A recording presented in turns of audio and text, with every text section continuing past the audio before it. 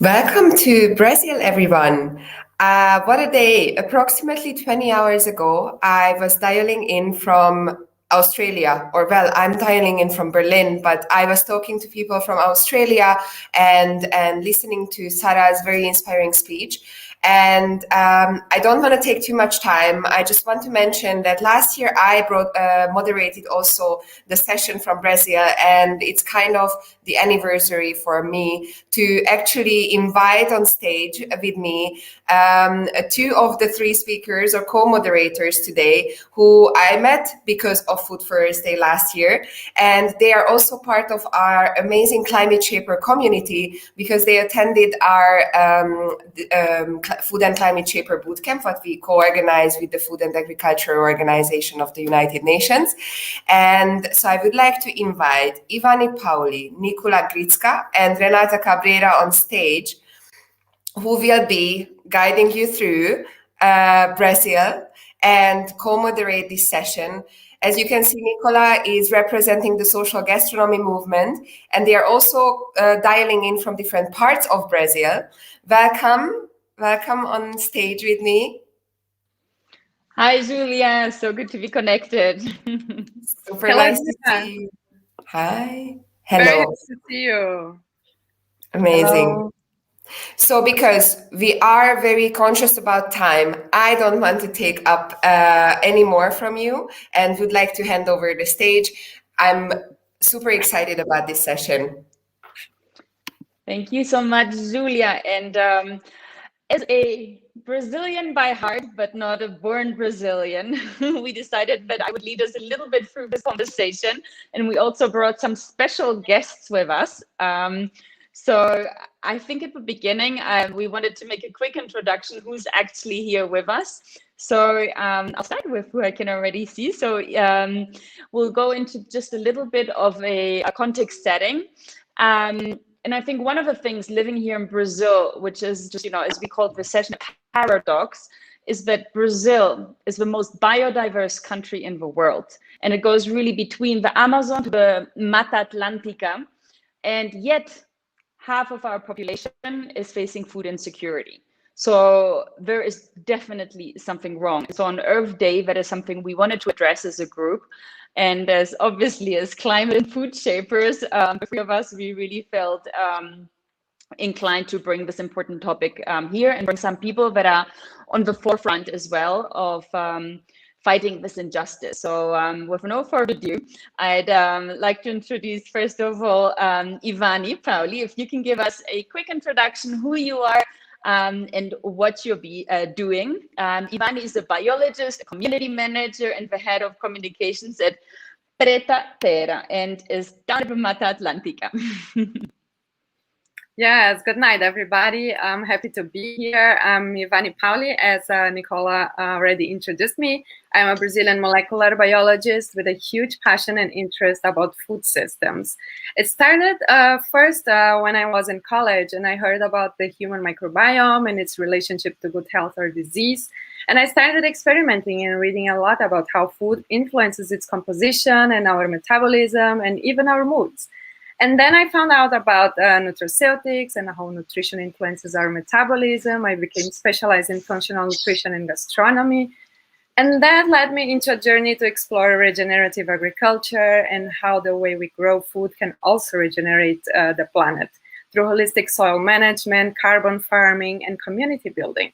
Today, I do work with Preta Terra, an agroforestry intelligence hub based here in Brazil in the state of São Paulo, but working worldwide in many projects regenerating our productive landscapes.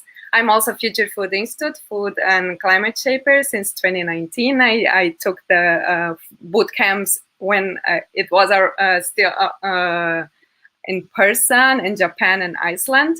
And it is a huge honor to be with all of you bright people tonight for this important discussion. Thank you. Thank you, dear. Renata, let's jump straight to you. Renata and I met actually even before the boot camp. I think I'm the newbie in this group of the boot camp. And Renata, I met in a very different position, but now she's the Municipal Secretary of Culture and Tourism of Jari Turi. you need to correct me on this one. Hello, everyone. Well, I'm a very enthusiastic person about the food system because I was born in a farm, so I have this relationship with food since I was born. I think that is something that comes with my ancestrality. But nowadays, I highly believe in the power of the food system to change the course of climate crisis and to guarantee our future and the future of our species, especially, and for sure of our Mother Earth. I've already worked in several areas related to the food system, since health food to now my now experience with agroforestry here in our farm. And I think that especially agriculture nowadays play a key role preserving our tradition and also guarantee that we are empowered for having the relation with food that it's free from things that we can really choose our food and be more autonomous for this kind of choose. So for me, it's about consciousness. I really believe that education is really important for this change that we really want. Thank you, Renata. Last one up here. I'm Nicola Gritsch, and I am a co-founder of the Social Gastronomy Movement. And I'm actually calling in from the south of Brazil, in Curitiba. So we're all in different parts of Brazil. And with no further ado, I also wanted to introduce our two special guests that we have today to make our map of Brazil a bit more complete. So if we can just zoom in on them. I don't know if you can already see them. Not yet. We would like to ask them to turn on their cameras now. Amazing. Excellent. Saulo, se você pode colocar a câmera aí.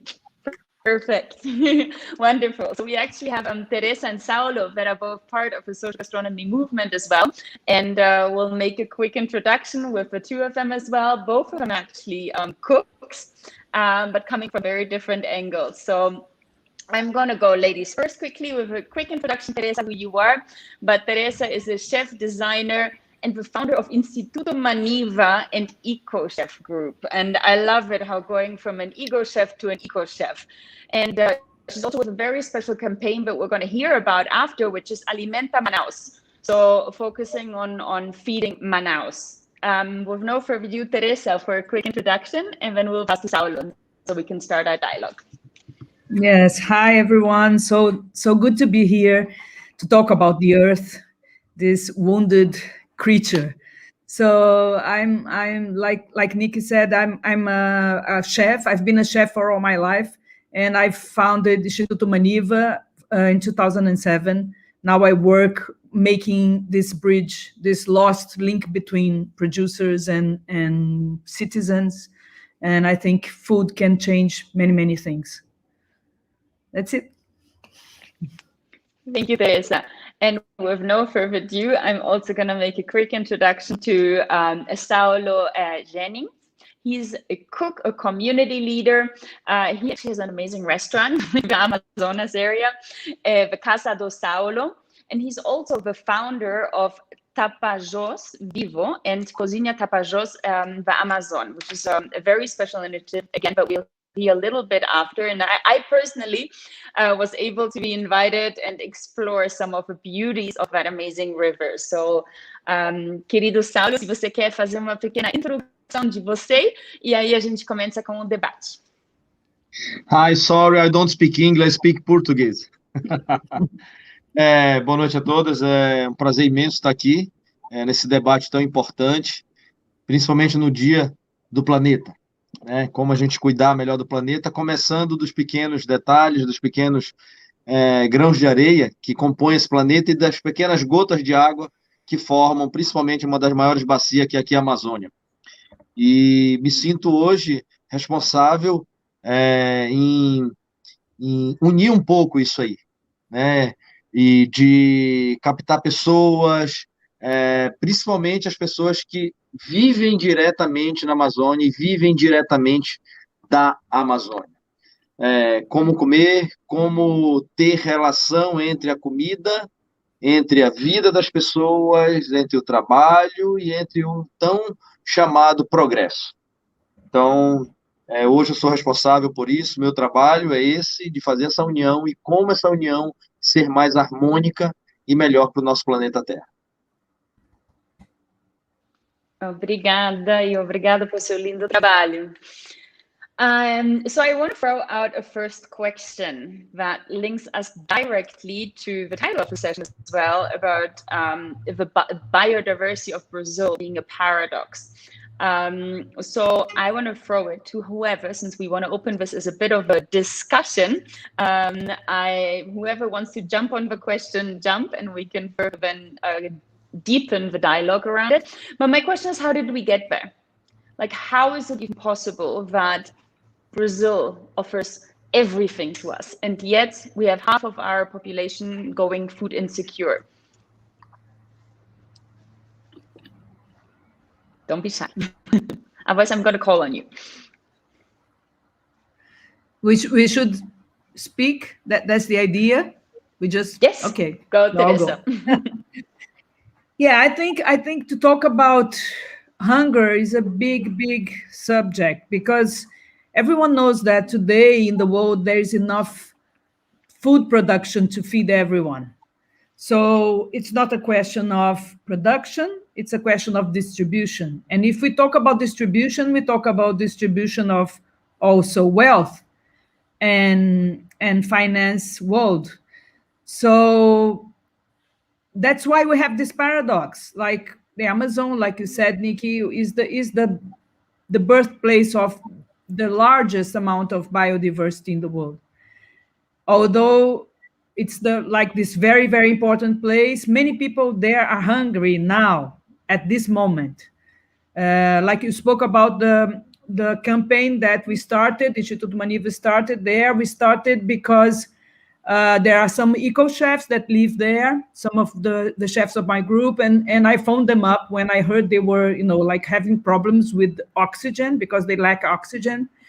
And she told me it's not only oxygen, they are lacking food. People are, calling in my door asking for food. So this is a big paradox. You are in the middle of the largest biodiversity and people are knocking in her door for food. So we decided we wanted to get some money from people and from our network and send some money, like philanthropic campaign, but also try to understand which kind of food people wanted to eat. Because, for instance, the Sateremaué, the indigenous people that live in Manaus, because they live in Manaus, they are not protected by the laws, because they only protect the laws of the indigenous people if they are still in their territory. So those people were, hungry, but they don't eat everything.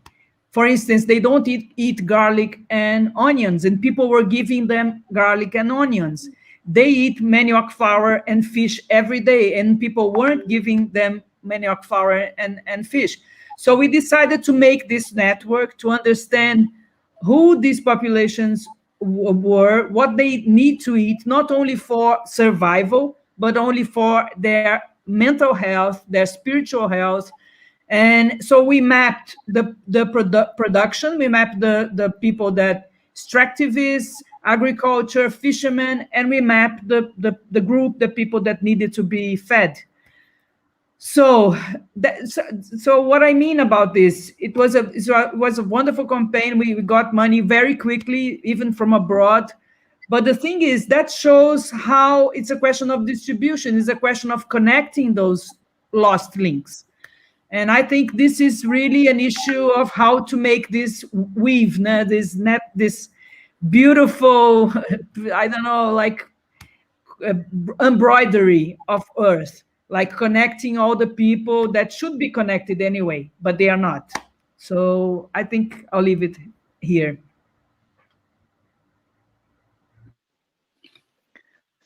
I wanted to throw it, staying in the region as well, to Saulo. I want to understand a little bit the reality that you've been facing as well, being based in Santarém, and like what is it you're seeing every day now? Because I know the impact of COVID was tremendous as well on the population. Se você poderia nos dar um pouquinho, mostrando a realidade que você vê dia a dia e também com o impacto do Covid, né, que a Teresa falou um pouquinho da insegurança e a distribuição da comida. Bom, infelizmente, felizmente a gente tem uma região muito aberta na Amazônia, onde as comunidades são distantes, por um lado. Sorry, can I make a suggestion, please? Because I'm translating to Saulo. Saulo, você pode falar as frases de duas em duas e eu traduzo para o grupo? Tudo bem. Já falou a primeira frase?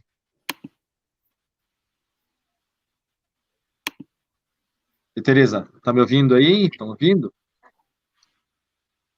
Tá. Pode falar, Saulo. Então a Amazônia, as distâncias geográficas dos povos que vivem ribeirinhos, ele ajuda e prejudica. So the distance between the people, it's huge. It's a long distance. So that is good thing and bad thing. Ajuda no primeiro momento para que a doença chegou um pouco depois. So that was helpful because the disease of COVID took a while to get there.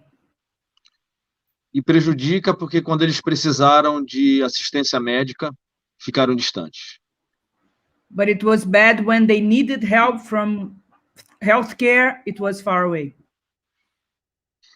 Mas no Brasil tem um sistema único de saúde maravilhoso, chamado SUS, que chegou até esse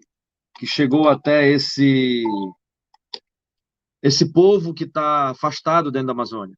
Então, a vacina está chegando para esse povo em prioridade, aos descendentes indígenas e aos mais velhos, e é um povo inteligente. O povo que vive isolado na Amazônia... Peraí. So, we have an extraordinary healthcare system in Brazil called SUS, and that's why the indigenous people, even living very far from the towns, they are getting vaccinated. O que você falou? Inteligência? O povo que vive mais isolado na Amazônia é um povo muito inteligente, porque ele viu o perigo e logo se isolou dentro das suas florestas, dentro da sua mata, pescando seus peixes. Então, é um grande ensinamento para a humanidade do que é isolamento social. O povo da Amazônia... Peraí. So the people, the indigenous people, once they knew about the threat that COVID had, they hide themselves inside the forest because they know how to live inside the forest without any contact with the external world. So it was a lesson of how you should really get isolated, not to get sick. Então, eles estão ensinando muito para a gente. Eles erraram uma vez e eles não querem mais errar, que foi ter contato em vindo nas cidades, fazer suas compras, receber algum dinheiro de banco, e eles perceberam que isso era muito perigoso para eles. E eles estão ensinando a gente realmente que é um isolamento social na alimentação. Deixa eu ir. So they are teaching us, they are very clever, and they are teaching us how to isolate ourselves. What is the isolation that is needed to avoid COVID? They did the first mistake, and they don't want to make it again. They went to the towns to get some money from the bank or to buy something. Now they are not doing this anymore. So they are teaching us how to behave actually during this pandemic. Sim, e esse aprendizado vai ficar para a gente, porque eu já trabalhava com essa relação da comida do homem moderno e da comida do caboclo da Amazônia. E a pandemia veio ensinar muito mais essa relação de alimento e vida moderna, ancestralidade. So he works with this contrast between modern food and ancestor food, and he was already interested in that, but now he's really learning the differences between these two types of food. E para resumir, se isolar também é comer bem, porque você aprende a produzir seu próprio alimento, aprende a plantar, aprende a pescar, e se você não tiver essas condições, você vai aprender, nem que seja num vaso na sua cozinha. So to end, I learned that to isolate yourself, you can cook really well, even isolating yourself, because you have to learn how to fish, learn how to plant, and you can do this even in a small vase in your house. Obrigada. Thanks to both. Saulo mentioned about public services as well, and I'd love to throw a question at Renata as well, as the Secretary of Culture and Tourism. What do you see the role of government in what's happening as well? Well, in terms of I think that the government is a key player of these things of talking about our food system, because they have the power to introduce, for example, at the schools, education, and bringing children all this awareness about our food, our culture in special, because I think that something that I'm being experiencing is that we are missing our food culture. So that is a problem, because the industry is coming with all this industrialized food, and we are forgetting our traditions. And for example, we can make this through education and also through public policy. So I really believe that the government, beside all the criticizing things that we have to related to the government, it has a big power. So it's, of course, it's not so easy and not so simple, but it can make the difference if it wants. And I see that we need to pressure. We need to say that we really want that the public policy be different. And so people who are working on the government also needs to change their mindset, because they really are very they have like an old-fashioned mindset related to our bureaucracies and also our culture. So I really think that we need to pressure government, because they can do the difference. Which is the role of us food and climate shapers as well, right, Renata and Ivani? I agree, and there's so much beautiful food culture in Brazil, and I think that's the work that Saulo and Teresa are doing as well as chefs every day, bringing to light all these traditions and ancestral recipes that Saulo was mentioning before. But before we go into recipes, because Renata is also a cook, so I want to, give away this little secret here as well. But I want to go to Ivani, because Ivani is as well, part of her work is the Agro-Biodiverse Intelligence Hub. And when we talk about ancestral intelligence and food culture, I'd love to hear your opinion as well, how we can recuperate this knowledge that our country holds actually, and how we can connect it to actually driving more prosperity forward. That's good for people and good for Earth. Definitely. I would like to start with a thought that it all starts with a linear method. Since the industry revolution in the 50s, the linear mindset started this monoculture mindset as well. So we think about simplifying systems, and everything that is simplified, that is away from its surroundings, from its environment where it was, balance, it gets out of balance at some point. In the beginning, it works, and then you have to start to add a lot of inputs in agriculture, for instance. We imported agriculture from European countries. So European countries have way more richer soils than we have here in Brazil. So in the Amazon, for instance, that shocked me when I learned about this, is that the soils are not very rich in minerals and stuff, and they need the forest to be biodiverse and to hold the nutrients. Otherwise, they become a silt, they become hard, and if they don't have the forest with the root systems, with the organisms, it becomes hard, like, and nothing grows there. And that happens in places where people are growing food and importing also this monoculture mindset from farms that work in other regions here in Mato Grosso, in the south, and there it works even worse than it works here. So at Predator, the logics is based on scientific knowledge to an ancestral knowledge, bringing all of these concepts of agriculture that was done times, and also what science was through the soil microbiomes and how the plants work together and create these networks underground that we are not even aware of yet.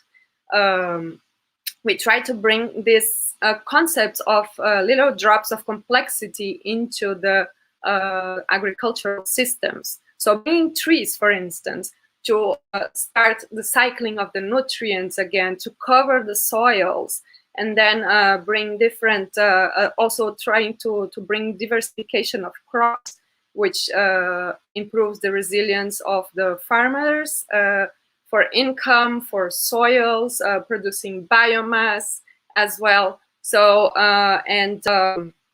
in it's showing that in the long run, these kind of systems, they pay off like very rapidly. After the third or fourth year of production, for instance, we start to, the system is paid off, and we start to have, like a financial profit with that. So we're having pilot programs everywhere in the world. So having different contacts, learning from the local people, and showing it works. Thank you. I think your connection, just in case when we come back to you, or as you want to jump into the discussion, is a little bit choppy. We could hear, but it's a little bit, the image is a little bit choppy. And I love what you're saying, because exactly the explanation of an ecosystem, right? Like the soils need the forest. It's that interdependence of things, and that's what provides us the biodiversity. So I really think that's what we're talking about. And I know that Teresa, you talk about going from an ego chef to an eco chef, and I think that comes exactly what's the role of a chef as well here in Brazil, because our focus today is Brazil. What's the role of Brazilian chefs like yourself and Saulo to actually feed into that ecosystem or restore this ecosystem? Well, I truly believe that chefs and cooks have a very strategic position in the food system, but not if they take the products as products instead of food and promote themselves with that. I think that chefs and cooks that want really to be of help for the food system change, they need to put themselves at service. Like when you are in a restaurant, the service is one of the most important parts. You don't feel humble if you go to a table and you ask, are you okay? Do you like the food? Everything. So I think this that we learn in the restaurants, this action and this attitude of being humble enough to serve, we should make with the farmers, and we should make with local people that have ancient recipes as well, because the ancestor food like manioc, which was my specialty when I started in 2001, when I joined the slow food movement, I took manioc as a flag, to my work, and I started to research, but very informal. And so I went to the field to learn with farmers and to learn with local cooks, because they really have the knowledge and the secrets of that food. I didn't. I could go there and get some manioc and make some fancy dish in my restaurant, but I wouldn't be. I just would be putting the spotlight into my work and not into this larger thing, which is the food system. So it's a question of what you want with your life. When we spoke about from ego to eco chefs, like I lived in the ego world of chefs for a long time. I've been a chef for 39 years. So I can tell you, I don't like it. It's not my taste. I think it's very boring, actually. But some people like that, and so there are people that shouldn't try to do anything else. Just take care of your menu and your cooking. Okay, no problem with that. But the people that really want to work with the food system, with ancestor food, they should know that they won't be in the spotlight. Who's going to be in the spotlight is the local guys, the local farmers, biodiversity, and the local cooks. And if you like that, great. If you don't, go back to your restaurant. Thank you, Teresa. And Ivani, just to confirm, I can see your image really clear now. So whatever you did, but was good. Saulo, on that note, and I was not planning on going the same way that I did before, but it's just like the bridges are being held very easily. But Saulo, we talked about food culture, and now Teresa also spoke about, for me, you are an eco chef. And he doesn't even call himself chef. He says, I'm a cook. I'm a community leader, and I'm a cook, because that's what I do, what is my passion. And another passion of Saulo's is to recuperate these ancestral recipes. And he has a lot of stories because he works locally, bringing the spotlight to local community members that actually hold this knowledge. And I met a woman. Anyway, I want to learn, Saulo, if you could share one little story with our group here from someone on the grounds that's really representing this local knowledge and this ancestral knowledge as well of the Amazon River. Então, vou passar a palavra para você de falar de uma história que te inspirou. Eu lembro indo para visitar uma mulher que estava, recuperando plantas do Amazonas, bem louca. Então, eu gostaria muito de que você conte uma história de uns desses produtores locais que traem esse conhecimento ancestral.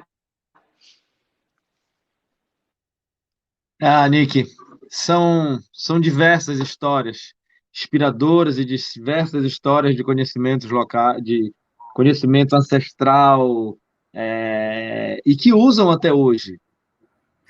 Deixa eu traduzir, Saulo. So there are several stories about ancestor food, so many of them. Mas uma que me marca muito é de um pescador chamado Alacide, que pesca pirarucu. There's a very special one about a fisherman called Alacide that fishes pirarucu, which is the largest freshwater fish in the world. Ele não come pirarucu. He doesn't eat pirarucu. Então, e ele vive na várzea. Várzea é a terra que fica 6 meses submersa e 6 meses com terra. Então, eles aprendem a conviver, né? He lives in the várzea, which is the land that stays 6 months dry and 6 months filled with water of the river that floods. Aprendem a conviver nessa relação de água e terra durante a vida toda e durante o ano todo. So they learn how to live with this relationship between time of water and time of earth during their entire life. E o resumo da história é que ele diz: se tiver que comprar alguma coisa na cidade, eu não tenho por que viver na várzea. So to resume, he says, if I need to buy anything from the town, I don't... Pode repetir? Se tiver que comprar alguma coisa da várzea, da Se cidade? tiver que comprar alguma coisa na cidade, eu não tenho por que viver na várzea. Okay. If I need to buy anything from the town, that's no reason to live in the várzea, in this land. Então, essa é uma técnica, na verdade, ancestral de viver com a natureza. O que ele quis dizer foi isso, que você tem que saber conviver com a terra e com a água. Se a gente não tiver a capacidade de viver na natureza, não tem por que viver. Então, não é que a pessoa da cidade vai ter também tanto acesso à natureza, mas respeitar. Peraí que eu já me perdi. So, this is like a lesson of how to live with nature, side by side with nature. So what he's teaching is that if you don't know how to adapt yourself, you don't survive. So it's very important to know how to live with nature. You have to adapt. E esse é o grande ensinamento ancestral, que mesmo morando na cidade, você tem que respeitar, então, o que vem da natureza, que vem da água e que vem da terra. So this is the most important lesson, that even if you live in the town, you have to respect what comes from the water, what comes from the land. E eles não comem o pirarucu porque é o grande produto de vida deles. Então, eles comem os outros peixes que estão ao redor do pirarucu. So, instead of eating the pirarucu, they eat the smaller fish that lives around pirarucu. So, because pirarucu is their way of living, of selling and earning money, and the other fish they can eat, and like this way they sustain both species or several species at the same time. Fico feliz de estar dividindo uma história de um grande homem inteligente da Amazônia que já dividiu o palco com a Nick e num evento aqui no Tapajós. So I'm very happy to divide this story with this very clever man, this fisherman that also divided the stage with Nikki in another event there at the Tapajós River. Assim como essa, como essa história, todo dia tem um aprendizado ancestral, todo dia tem um aprendizado na vida e no cotidiano das pessoas que vivem na Amazônia realmente, na preservação, na forma de se viver e principalmente do que são valores. So living there is like an everyday lesson, not only of the preservation of the Amazon, but the way of living and also, most important, the values of life.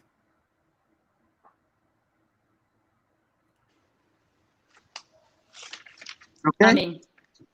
Perfect. I have to say, please, anyone, but as soon as we can travel, you have to go. That's all I can say, and discover that, and but living with nature. And I think one of the beautiful things being Earth Day today, we are nature, we are Earth. And so in this, what Ivani was talking about, the balance before. So it's about reestablishing this balance as well, right? And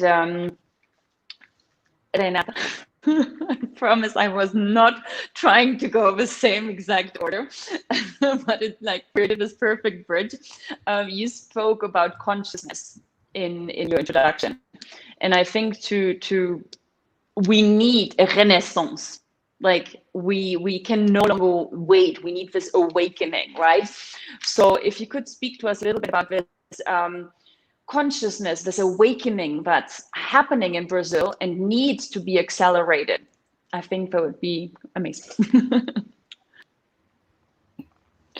So the thing for me is like we are in a very different stage of our era. I think that we are changing society very fast. So it's very different from our generations. That's why it's so hard to change mindset and raise awareness. But I think that more than talking about things, we need to show, we need to make people experiencing the change. So that's what I believe as a powerful tool to make this consciousness, this awareness. So I think it's more through experiencing than talking. Just talking. Of course, it's very important to talk. We are here in a very important movement, but we need to go to talk with people, to invite them for experiencing the change.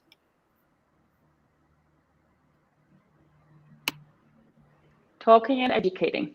Let's not forget your first point, and I agree 100% on that. And Ivani, I know actually that you've done the boot camp twice. So that's all about being open to learning, to that of what the Future Food Institute offers us as well, and the education part. And we are advocates as food and climate shapers. So how are you advocating? How are you acting and bringing that experience that Renata was saying, that that's what we need. We don't need more talk, we need action. Exactly. That's a really good point. No, there. Yeah, that's the important point. When you experience things, you something in your mind shifts.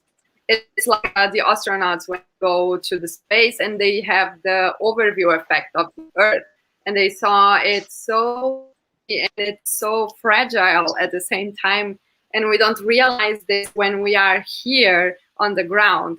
So it's about having these experiences, going into the Amazon, experiencing planting some food, at least like your spices, you know, like have a small pot and plant your spices. It's about having cooking, going with the pans with your family around the table and talking about things, the small things. You don't need to wait for big events for creating change and to inspire other people.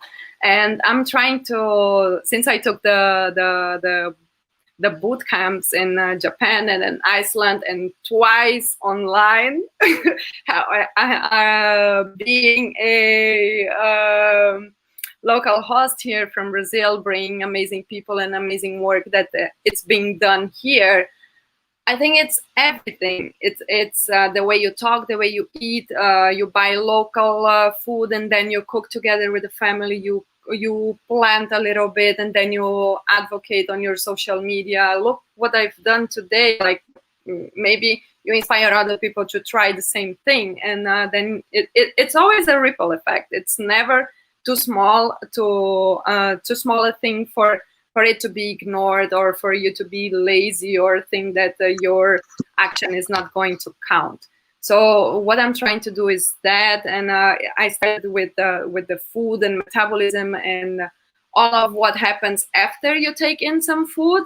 And then during the boot camps, I was exposed to whole thing, whole other complementary world and on what happens outside when we take care of our food systems, the way we grow food.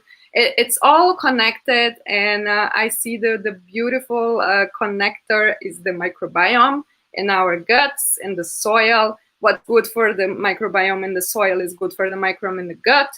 And you know, like our mitochondria loves what's good for the microbiome. So everything is just is this one thing. I was in a very different field before the boot camps and all of this search. And then I just discovered this one thing. That if there is one thing you want to do, it's just like learn about what you eat and how it affects your body and the environment. The two houses you have, like your body and the earth. Julia, when you pop up on screen, that's never a good sign. Oh, come It's on. always amazing. I just but- wanted to compliment you, but yes, I am afraid we have to conclude our session. I would like to thank you that you use Brazil and the diversity of the food system there to also show how you can lead by example, how you can use those practices, what you mentioned, how you mentioned the different stakeholders and actors along the food value chain, how to take action towards a more sustainable future. And yet we need to conclude this session. I'm pretty sure that I will have other projects to work on with you, all of you together, as we did on the boot camps and on the Nutrition for All research and different activities. So I would like to thank you all for your time and hand over to our very next session. If I'm not mistaken, to Eve, who is already waiting for her turn. Thank you so much. Thank you, Julia. Hello, everyone. Happy Earth Day, all. Super, super excited to be with everyone. We are here, you will notice, outside. And I'm hoping that my fellow colleague, Gesina Beckert, will also join. Hey, Gesina. Hi, Eve. We're super excited today to talk to you all about Food for Climate League, and I'm just going to pull up a few slides to share with everyone this afternoon or evening, depending on where you are in the world. So, who is Food for Climate League? We are a relatively new 501c3 nonprofit, and we are all about creating a new food and climate narrative. So if you're tuning in, my guess is you care a whole lot about sustainability. Considering that this is a Food for Earth event, you probably also care a whole lot about food. What our entire goal is as an organization is to actually reframe what climate smart eating is, to make it easy and alluring for people to partake in, and to make these habits relevant to all people. And in doing so, we aim to drive demand for climate-friendly products and make what's good for us, what's good for planet, also good for businesses' bottom lines. Because at the end of the day, that's really what we need to have happen. And we feel that oftentimes that's not happening. So I'll just do a brief introduction for myself. This is my amazing team, first and foremost, who I feel so honored and lucky to work with every day. We are a woman-led team, as you can see, of individuals all around the world who are passionate about reframing the food and climate narrative. I am Eve Turo-Paul. I am an author, a cultural anthropologist, and the founder and executive director of Food for Climate League. And I am honored to be joined by Gesina. Gesina, do you want to just give a brief intro? Yeah, happy to. Hi, everyone. I'm very excited to be here and to be part of this stellar team for sure. I'm an innovation project manager with the Future Food Institute, and I actually also participated in the boot camp last year. So I'm also a proud climate and food shaper with them. So, and this is our ecosystem, as you can probably tell, since Gesina has connections to Future Food Institute, as do so many more of our team members. Our organization was founded in direct partnership with Future Food Institute. They've just been absolutely critical and essential to our growth. And we've been lucky enough to work with a number of different organizations in the 18, 19 months of our existence, including Google, who we received our initial seed funding from, as well as Unilever, Sodexo, Alaska Seafood Marketing Institute. We were lucky enough to receive a grant from Eat the Change last year. And we've also worked as well with Kerry Foods. We also do our research in partnership with Menus of Change, University Research Collaborative, and Data Central, a market research firm here where I am in Chicago. And what's really important to us is not just doing research for research's sake. We want people to implement it. Sometimes we're taking on projects in direct coordination with a company who plans to immediately implement it to further their own sustainability initiatives. But other times we're actually running workshops, doing trainings to help people figure out how can you guys take the things that we're learning and put it to use right away. And we work to assist governments, NGOs, for-profit companies as well. So our wish for today is to foster a conversation on how we can each be a climate superhero by choosing delicious, nutritious, affordable foods that are great for us and great for the planet. And you may have noticed, I'm outside. Gesina is also outside. We encourage you today, it's Earth Day. Get outdoors.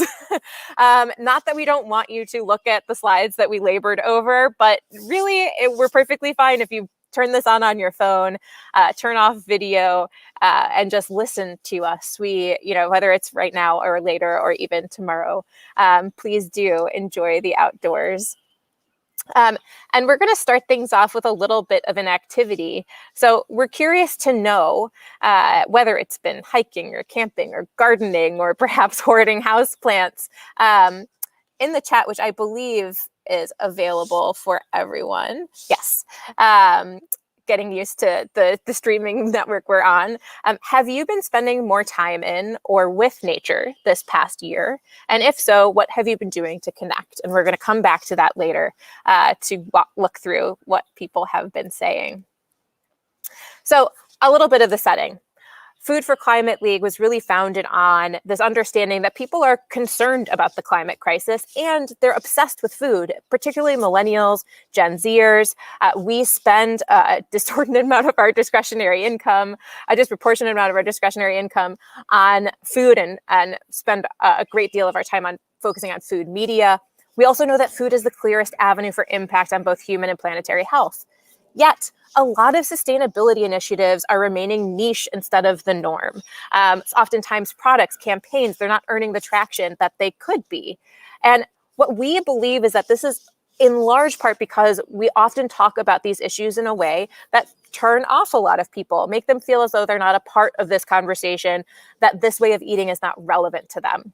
Our whole goal as an organization is to do the research, to create new food and climate narratives that speak to the many and not the few in order to democratize sustainable eating.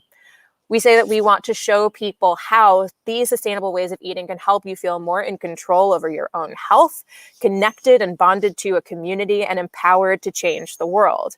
And in doing so, we aim to reward the companies and the organizations that are doing the right things by giving them a bigger market to sell to, thereby also creating the change that this planet just so desperately needs. So we also believe that the time is right now to thoughtfully connect the dots between food and climate to generate these meaningful shifts in our food system. And some of you may be thinking, okay, but we're in the midst of a global pandemic. Well, if you talk to any market researcher about behavior change, they'll say, you got to target someone during a moment of disruption. Well, we're in a moment of disruption, right? Usually people are saying, target somebody who try to get, someone to change their behavior after they've gotten married or graduated from college. Well, the whole world right now is primed to start new behaviors. And we saw that in March, April of last year. We're all going to continue to kind of go through this transition, this moment of disruption.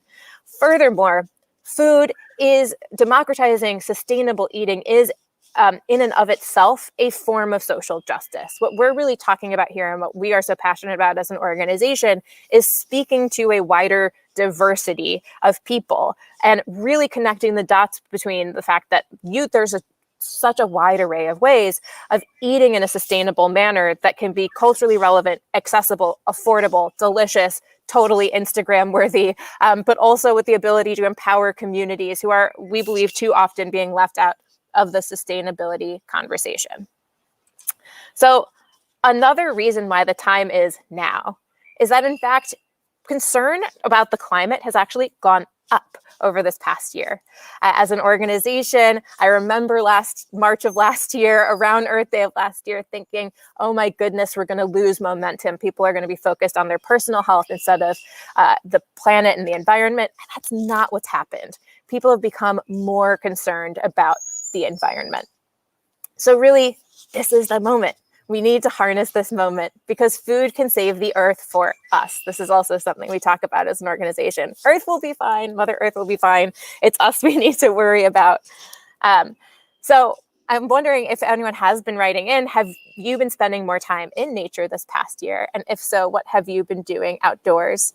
I don't think we have a ton of people contributing right now. Maybe you're actually out on your walks, which would be wonderful if you're actually outside. So if you haven't been spending more time in nature this past year, I urge you to do so. But statistically, more and more of us have, which is really amazing. Sales of hiking gear, camping gear are up. Edible seed sales were sky high here in the US as the pandemic started. So it's always good to be spending more time in nature. And Gesine is going to walk through a bit of our research in a little bit that's showing just why that might also be critically important for the sustainable food movement. So first, a little bit of context around Food for Climate League's foundational research. And then Gesine is going to go through a review of our latest research that was conducted in partnership with Google and the Sodexo Future Food Collective, which are new insights that you'll want to see. So in 2019, we set out to answer a pretty basic question, which is, what is the current food and climate narrative? How are companies and organizations talking about topics like regenerative, biodiversity, social justice, plant-forward diets? And then we also talked with a number of experts, and our question was, well, what is the conversation, but then what's working, what isn't, and why? And we talked to people who are in the food and beverage industry, but also climate psychologists and climate communications experts. And there were a few key takeaways from that work. First, we were able to validate that, yes, it is very hard to talk about food and climate issues for three key reasons. One, these are complex agricultural concepts. When you talk about sustainable agriculture, that can mean something different depending on where you are, what the season is, what the crop is, what other crops that crop is being grown with. It's quite complicated.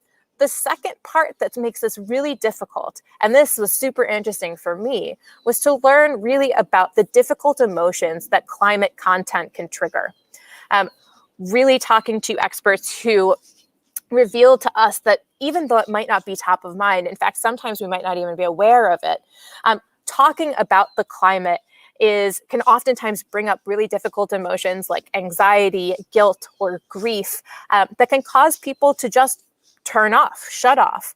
And oftentimes those are the people who we really want to be engaging. Third, we're talking about changes to personal food habits, right? Anytime that you're talking about food, it's a core part of our identity. The other key takeaway from our research was that there's a lot of mistaken assumptions being made. One is that everyone will take action around the climate if they're just educated about it. You see this in a lot of campaigns that are trying to educate with statistics, sometimes even fear-mongering. That's really not how you do behavior change. I mean, not that education doesn't have a role. It certainly does. Information certainly, facts certainly have a role here. But that in and of itself is not enough to create behavior change. Just think of how many times someone has told you not to eat something really delicious because it's not good for you. That's not enough to make you stop oftentimes. Number two mistaken assumption is that sustainable goods and practices can only resonate with a small portion of the population. And this is really the biggest sticking point to us because we believe that most of humanity wants to eat in a sustainable way, that sustainable foods and behaviors can meet people where they are, and that it can really resonate with a wider swath of the global population. We just need to be talking about it differently. And third mistaken assumption is that you have to talk about the climate to create climate beneficial behavior change.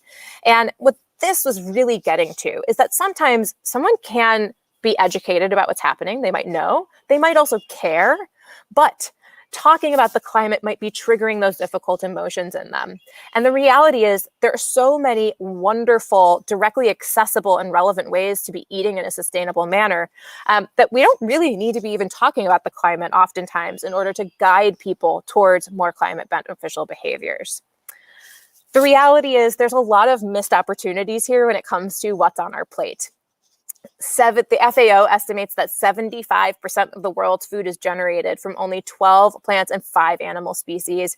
Yet there are up to 300,000 edible plants and we eat less than 200 of them. That's crazy. Just from a culinary perspective, think of all the amazing flavors and textures and colors that are just waiting to be eaten and discovered on your plates. We as humanity should be celebrating perennial grains and local ingredients and more varieties, responsibly raised meats, imperfect foods, indigenous foods, and global spices, even cover crops. There's, again, a lot of really great things that we could and should be eating. And so the question becomes, well, how should we really be talking about food and climate issues in order to expand the appeal of sustainable foods and ways of eating? And this is what Food for Climate League is all about. So I'll do one more activity. If you happen to be able to chime in, please do feel free and comment in the comment box. What sustainable food behaviors have you taken on and maintained through the pandemic? It was really interesting to see people at the beginning of the pandemic start to garden, a lot of people wasting less food, a lot of people cooking. And we actually asked this question a year ago on Earth Day. But the difference here is we're wondering, what have you maintained? What sustainable behaviors, not have you started, but have you maintained now a year later? So I'm going to just tee up this next section, and then my colleague Gesine is going to take over. Here, we're going to really get into the weeds on the work that Food for Climate League was doing in the fall of 2020. Thanks to our awesome sponsors, Sodexo Future Food Collective, which includes Sodexo, ASME, Carry Foods, and Unilever, and as well as our sponsor Food at Google, who is a fabulous team really invested in researching sustainable food. So these are the key questions that our sponsors were trying to answer. So first, from the Sodexo Future Food Council, how might we increase purchases of agro-biodiverse menu items through communications? Now, what does this really mean in layman's terms? Sodexo wants to include a greater diversity of ingredients onto their menus. They want to increase the biodiversity of their menus to reach their sustainability initiatives. But how do you get somebody to buy, purchase, pick up a menu item that includes ingredients that they've never heard of? This was the challenge. From the Food at Google team, 2 challenges. One, is a climate icon an effective method for inspiring climate smart food choices? How effective is it going to be? And 2, what communications approaches lead to the highest purchase intent and why? Meaning, how through language can we make people more interested in a sustainable dish? So I am now going to hand things over to Gesine. Gesine, just tell me when you want me to move forward on the slides, and I will do so. Awesome. Thanks a lot, Eve. And we heard from Andrea that she likes to eat herbs and veggies during this time. So that's nice. Yeah, I mean, hello, everyone. Happy Earth Day. I hope you were able to spend some time outside, or you can enjoy nature through our videos a little bit now. I'm really excited to share this research with you today because I think some of these findings are just so inspiring and will help us in our goal to create more sustainable food behavior, which I think brings us together. If you're watching today, or if you're watching this in recording, you probably care about this and you probably want to know, how can I be part of this? What can I do more? And that's really what we're also about and what we found. So yeah, I'm going to spend a few minutes now going through this research and the findings that Eve has already introduced. Next slide. With Sodexo, we received 3 different dishes, and this was really around this topic of agro-biodiversity. The ingredients that we're talking about, the Future 50 foods, you can see them here on the bottom. Things like spelt, soy, wild grains, things that might not be as familiar to people. So the challenge is really, how do we make them more appealing? How do we get people excited and interested in these dishes? So we had different types of proteins: animal protein, an analog protein, and a plant-based protein. With the research that FCL already has done, plus additional literature review and conducting a few qualitative interviews, we identified 3 communication directions that we wanted to test and see, do they drive more sustainable choices? The first one is traditional and time-tested. What we found is that people are looking for familiarity. They want to be able to understand what is in my food. So that was the first direction. The second direction is around healing. Looking for healing personally, but also environmentally. So what is this food doing to me, to my body, but also what is it doing to the soil? How could we bring that out in order to increase interest? And the second one was really around simplification and fun. how could we appeal to people by making food exciting, creating an amazing experience through food? And we brought these different communication types out in the different prototypes that we were giving. So the hearty beef and spelt stew in the control became a classic beef and spelt stew in the traditional and time-tested version. I think we started with a centuries-old recipe. So really talking to those people that are looking for familiarity in their food. With the analog protein dish, we tested the same different communication directions in the restorative and healing direction. We called it rejuvenating ragu. So really appealing to that feeling of health, rejuvenation, which can be both personally and environmentally. The last dish was the plant-based vegetable curry, and we wanted to make it fun and crazy. So we just called it Kai's Crazy Curry Bowl to really appeal to a feeling of excitement when eating it. We sent these prototypes off to the American population and asked them a few questions. So broad demographics, different types of ages, genders, incomes, all in the US. And then we asked them, would you order this item? Would you go to a restaurant just because of this item? How often would you buy it? We really wanted to understand how would they interact with this. This was an online survey, also given that right now we can do a lot of in-person testing. But we asked them these questions to understand how does the different communication direction influence their interest in a dish. With Google, we did a similar project. We were again given two different recipes. One was a sustainable animal protein base, a stir-fried beef, and one was a plant-based dish, an egglet stuffed acorn squash. We undertook another round of research and had conversations with respondents about their relationship to sustainable food and identified 5 communication directions. One, it was really interesting to find that people, when they were interested in the climate, often didn't make the connection to food.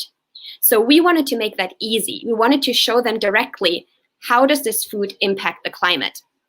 Second was around origins, about creating a relationship to the food, making the connection that food actually grows somewhere. Food may come from the field. Food comes from an animal. It doesn't come from the supermarket or the store. So we wanted for them to make that connection easier. So how could we enable them to do that? The third one was again around mood. How can we make it fun and exciting? How can we take all the pressure and all the complexity that we feel in our lives out and just have a fun moment in food? The fourth one, again, was connected to personal health. But here it was more so about measuring and taking control of one's personal health by giving people the option to know that this food is going to impact my health positively in an easy way. And the fifth direction was around community. Because one of the really interesting findings was that people associate exciting and the best food experience with community, with sharing, in togetherness. So how could we speak to this need of eating together to make a dish more appealing? We applied these also to the icons because Google was asking again, how does iconography impact food choices? So for each of these different directions, we developed an icon that could communicate what we were talking about, such as this is coming from the field, this is from a pasture-raised cow, this is, this is going to show you like a smart device, a Fitbit maybe, how this is going to impact your health. And again, we sent this off. This time we sent it off globally to international participants and changed the title and the description. For example, for the plant-based dish, talking about origins, we really wanted to make clear where these products are coming from. I think you've heard this a lot. People are interested and curious about where's my food from? How is it grown? We wanted to give them that chance by clearly communicating it in the title. Demoine, acorn squash, Mediterranean vegetables. For health and tech, for example, given the current situation, immunity is very important for people. We wanted to bring that out clearly by starting with, this is an immune boosting dish. The second prototype, the animal-based protein, we applied these same communication directions, for example, in the area of mood. We called it, this is a comforting beef bulgogi dish.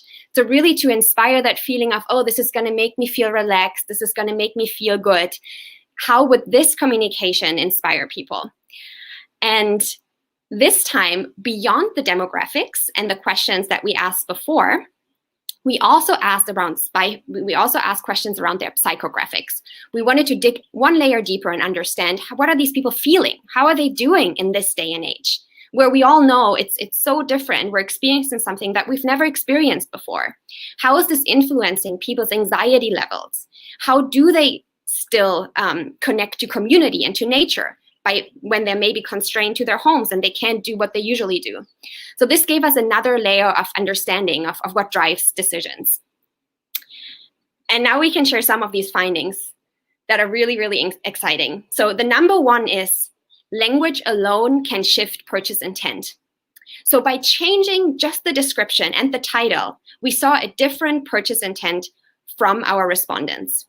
Purchase intent means we asked them, how likely would you be to purchase this product? And the ones that said probably and very likely, this is counting as a high purchase intent. So what we see here, from the control of the hearty beef stew to the traditional and time-tested communication direction, we increased this purchase intent by 8%. That's a significant increase.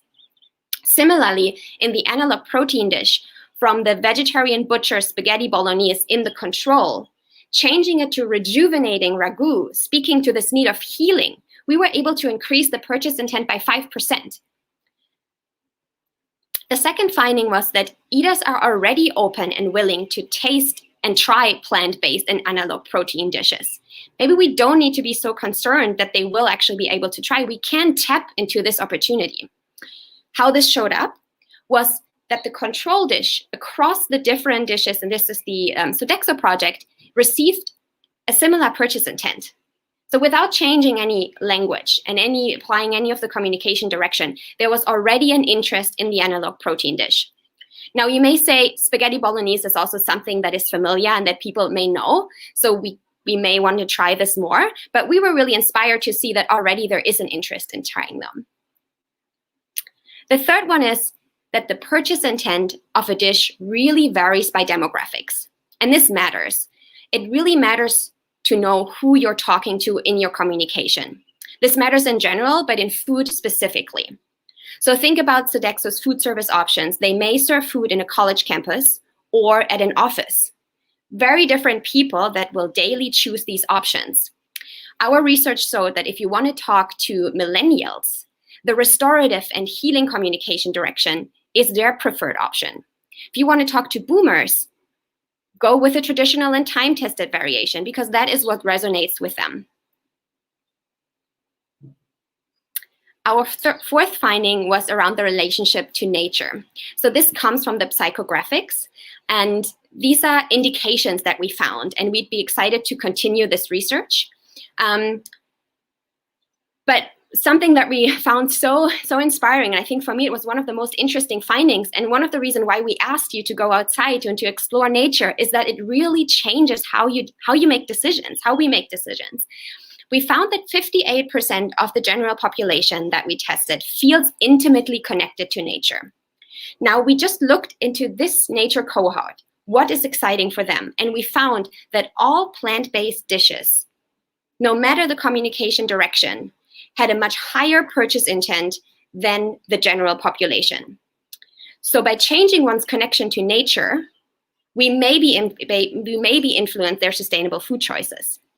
This was also proven with the animal protein dish, because what we saw is that the one that was communicating the climate benefits and really focused on showing this has a positive impact, it has a good climate score, was the only one in the animal-based dish that also received a higher purchase intent from this nature cohort. And what we also saw is that this nature cohort is more likely to be millennials and to feel connected to community. Yes, and just for further clarification, so this meant that the nature cohort of respondents who said that they feel more intimately connected with nature were 8 to 21% more likely to purchase this dish or say they were going to purchase this dish over the general population. So this is, again, it's an initial finding, but one that's super, super interesting that we are eager to dig into.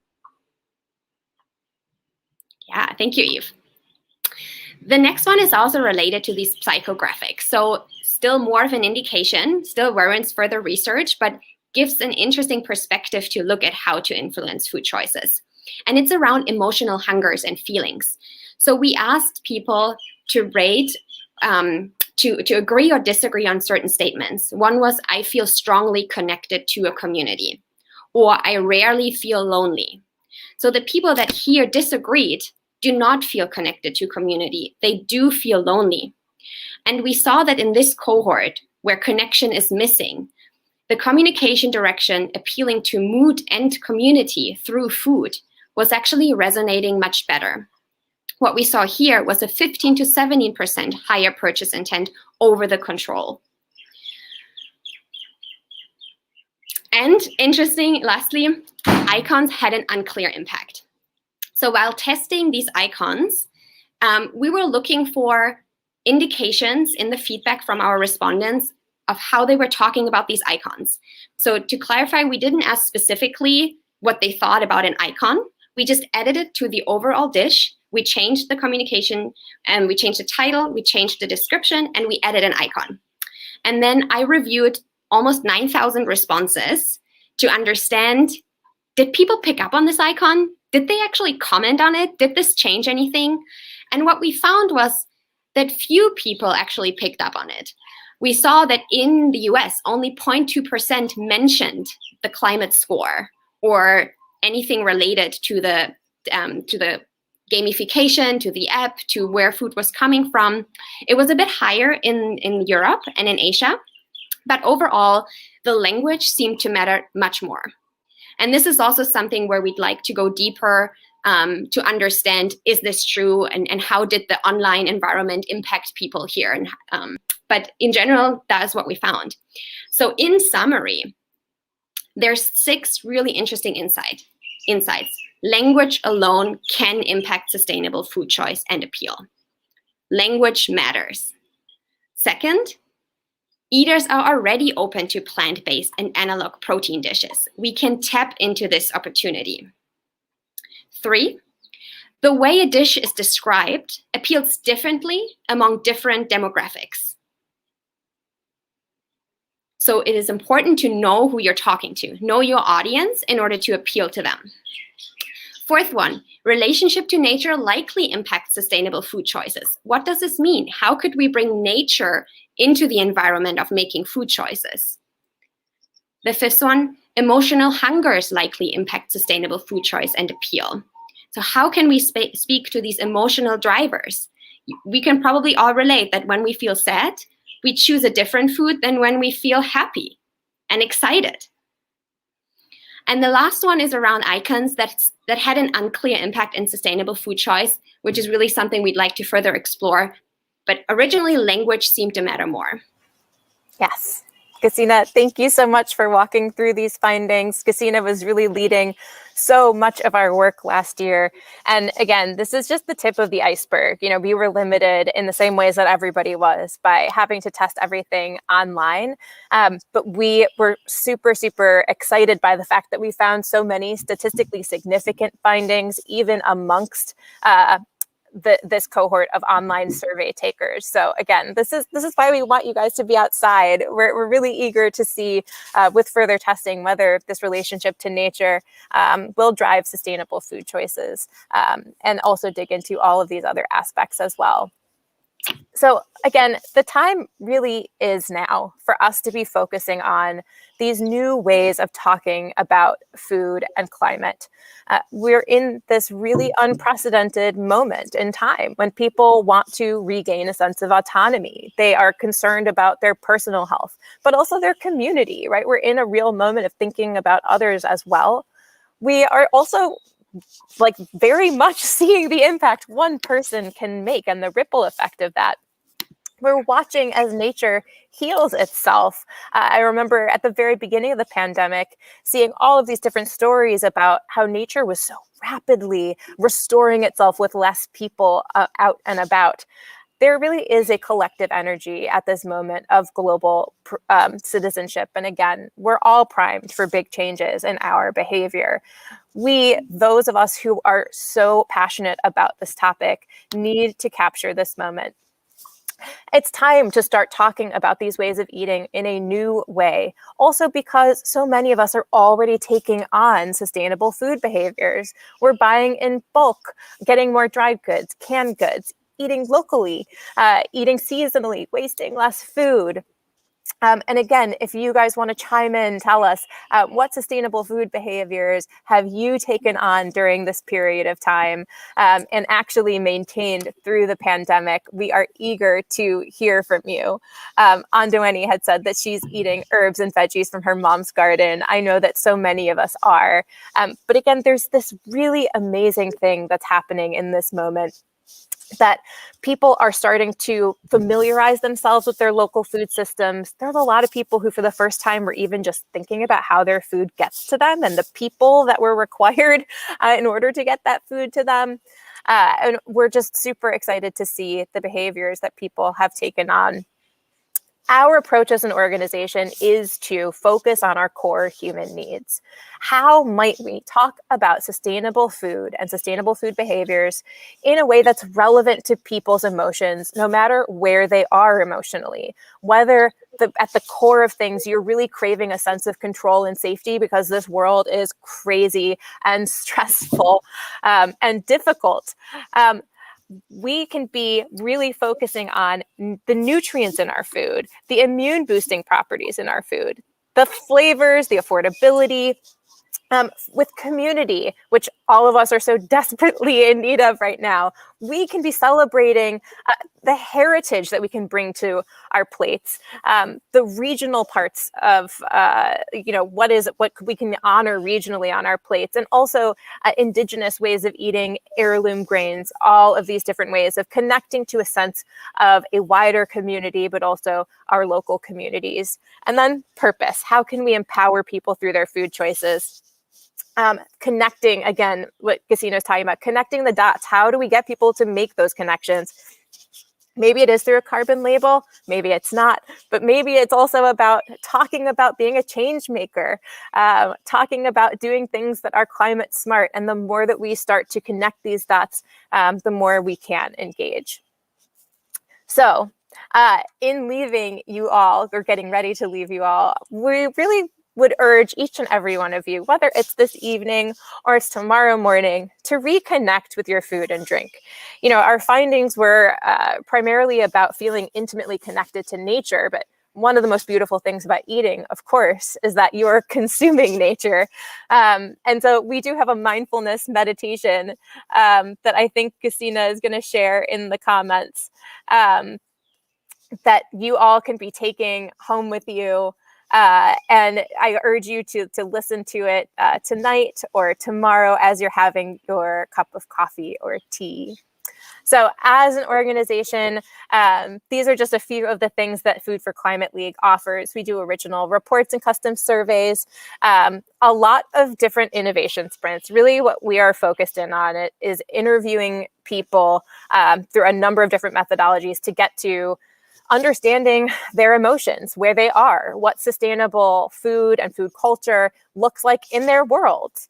What does that mean to them? How can we reframe this conversation so that it is more relevant to them, more inclusive, less elitist, and more celebratory of a greater diversity of ways of eating? We also run communications workshops. We have 10 best practices that we have developed as an organization. We want to help you put those 10 best practices to work. So we have created a workshop that will guide you through really rapid prototyping, ways of editing, whether it's on-package communications, whether it's a sustainability report or a social media post, to drive wider engagement. Really, it's almost like therapy for your communications, identifying what in your materials might be excluding people that you might not even know about, and what are the things that you should be celebrating in your product that really you should be pulling forward. So this is just one poll of respondents after a workshop from this past February that we're really proud of. So before the training, we asked if people agreed or disagreed with the statement. They feel confident about being able to effectively communicate their climate smart food offerings. You'll see most people strongly disagreed. And after the training, most people agreed and strongly agreed. We also do have a 65-page report. If any of you want to really get down into the details of this, our report and more information is available on our website. It's called How to Talk About Food and Climate Communications Best Practices. And in there, we really do a deep dive into the landscape analysis and the expert interviews that I was talking about before, but then really walk through each of our 10 best practices for food and climate communications in depth. We also provide additional context of how this all relates to COVID-19, but also the racial justice movement, millennial and Gen Z food trends. This is all there for you. So thank you so much for listening in, for being a part of this fantastic 24-hour live stream event. If anyone is interested in learning more, you can go to foodforclimateleague.org or reach out at info@foodforclimateleague.org. We do have some time for questions, comments, if anyone would like to join in. I believe Sina is also going to share a link to a form. If you're interested in working with us in any way, be it an internship, we're thinking about forming a Gen Z panel. If you're a Gen Zer and interested in this topic, we'd love to hear from you.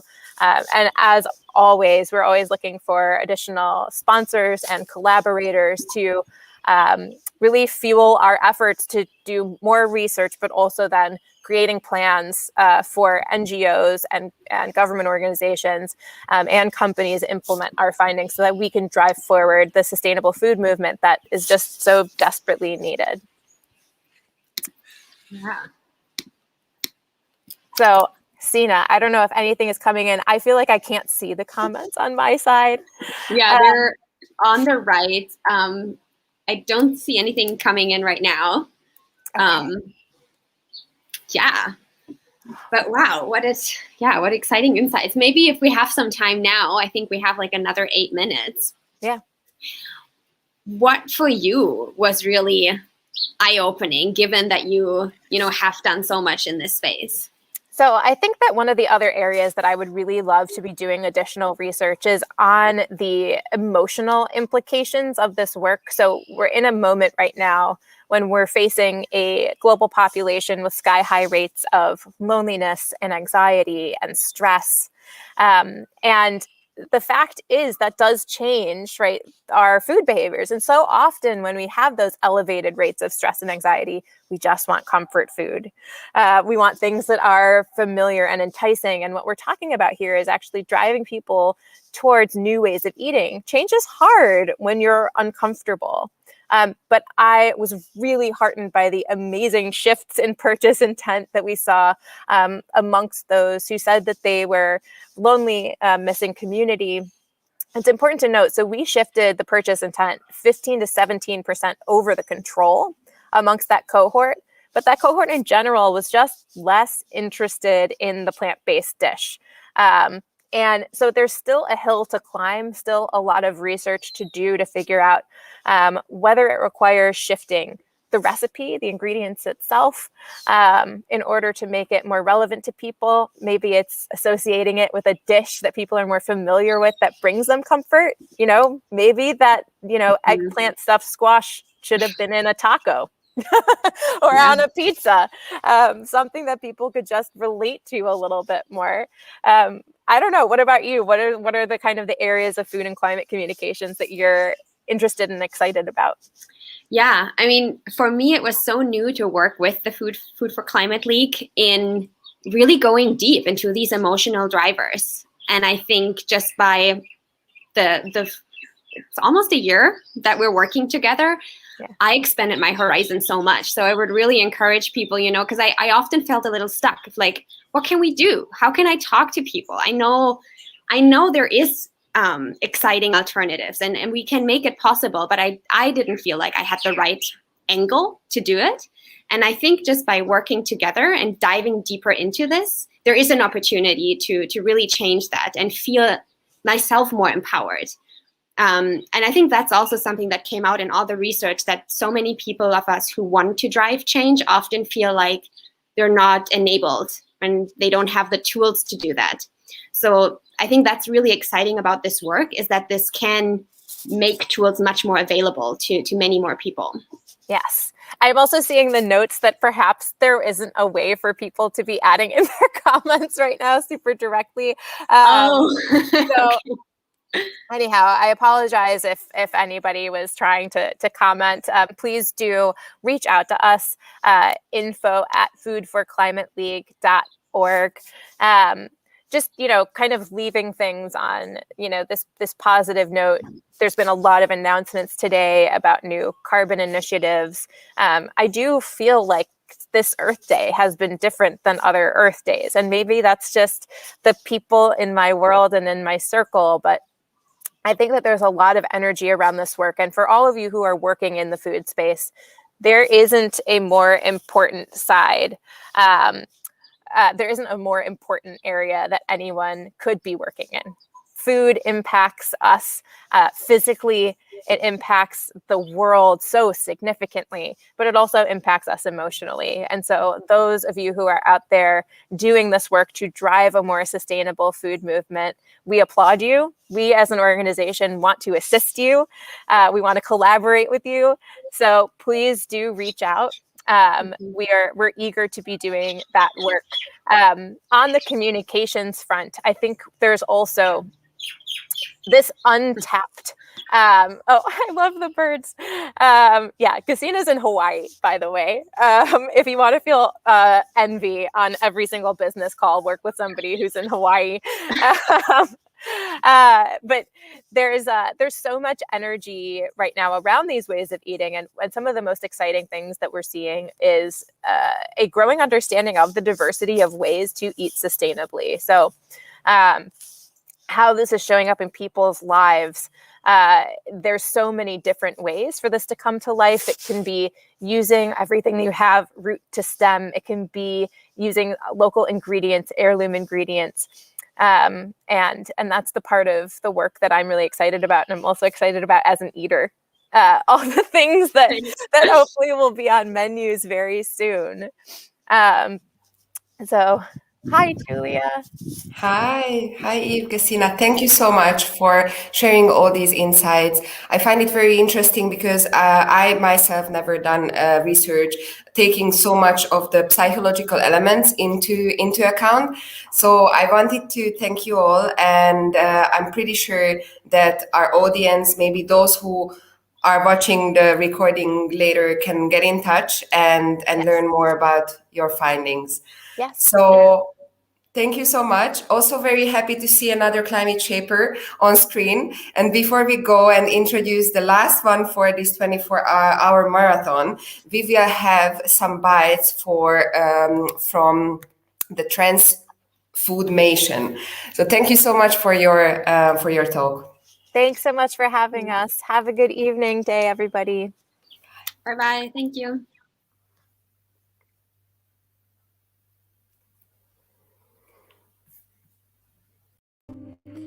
First off, a very big thank you goes to Sarah, the Future Food Institute, and the Food and Agriculture Organization for this opportunity. It is a pleasure to be a part of this largest worldwide lesson on the regenerative power of food systems ever broadcasted. We only have barely 10 years before the world food crisis kicks in, and scientists may be right. We may have only 60 harvests left, and this is according to a paper published by the UN FAO in 2014. Yet, we do not have a one solution for all to change this narrative. But what we do know is that hunger can be cured if we continue to cast the spotlight on Sustainable Development Goals 2, 12, and 13, that is ending hunger, responsible consumption and production, and climate change. But then there is the how. We need to leverage on the only untapped resources humanity has, which is the youth. Africa, for instance, has the highest number of unemployed millennials, says the ILO 2020 report, and also boasts of having the largest number of smallholder farmers that feeds the continent.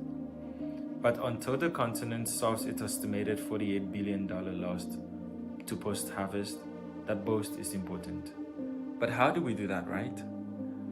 My idea is to educate the youth, create a community of bright minds to develop holistic practices on sustainable food systems to counter food planet challenges, and empower culture that leads to a renewed tradition to shape a regenerative planet. I believe the most crucial spindle to reshape the food system is education, capacity development, and transferring competencies and fortes, allowing the creation of a dense network of interconnected realities. We can do this by developing, promulgating, and encouraging insect-based revolution for food, feed, and other use, while creating a regenerative agriculture practices to defeat hunger and sequester carbon emissions.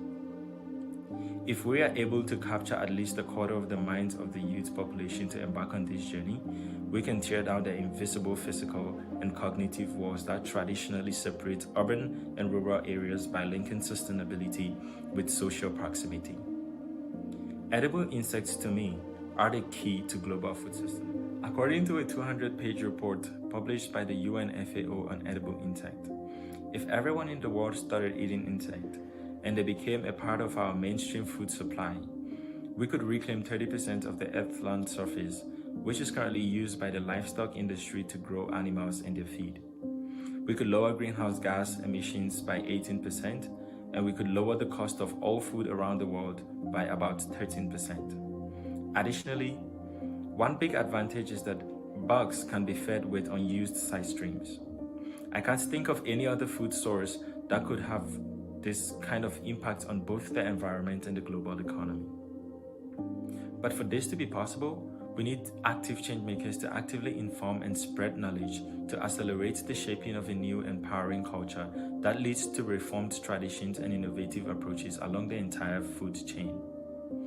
But this might not work if we're not ready to accept or embrace diversity, because embracing diversity is a key unifying factor of the future food systems. I believe consumers' personalized nutrition must be embedded at the very beginning of the chain, putting diversification at the heart of the agricultural system. We therefore need to commit to support or commence activities leading to the establishment of such positive and forward-looking realities. But while we do this, we shouldn't lose sight of the integration of the true cost and true values into the production, processing, and distribution of the food to enable a healthy and sustainable diet for all. Ultimately, nature in itself is our biggest tool in the fight against global warming, and through sustainability work, we can fully utilize nature's contribution to the mitigation action needed to bring humanity in balance with nature. Sustainability must be humanity's greatest goal, but the youth is humanity's greatest artillery. My name is Dennis Yarko, and this ends my presentation.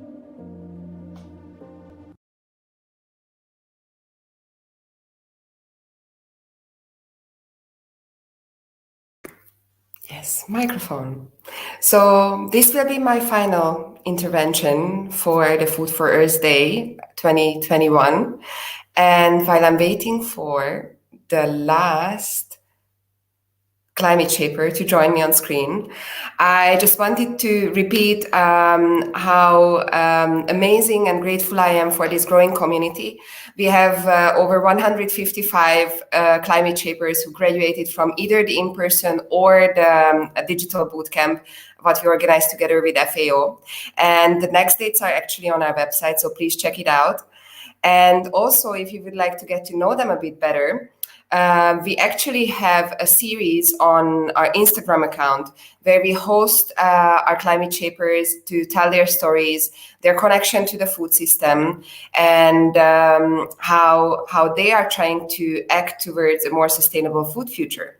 And now I would like to ask Ebby Famartino to turn on her camera and mic and come on stage with me. Hi, Ebby. Hi, Julia. Thank you. So nice to see you. Nice to see you as well. I know that your team members are unfortunately in other time zones, so we won't have them here live with us. No.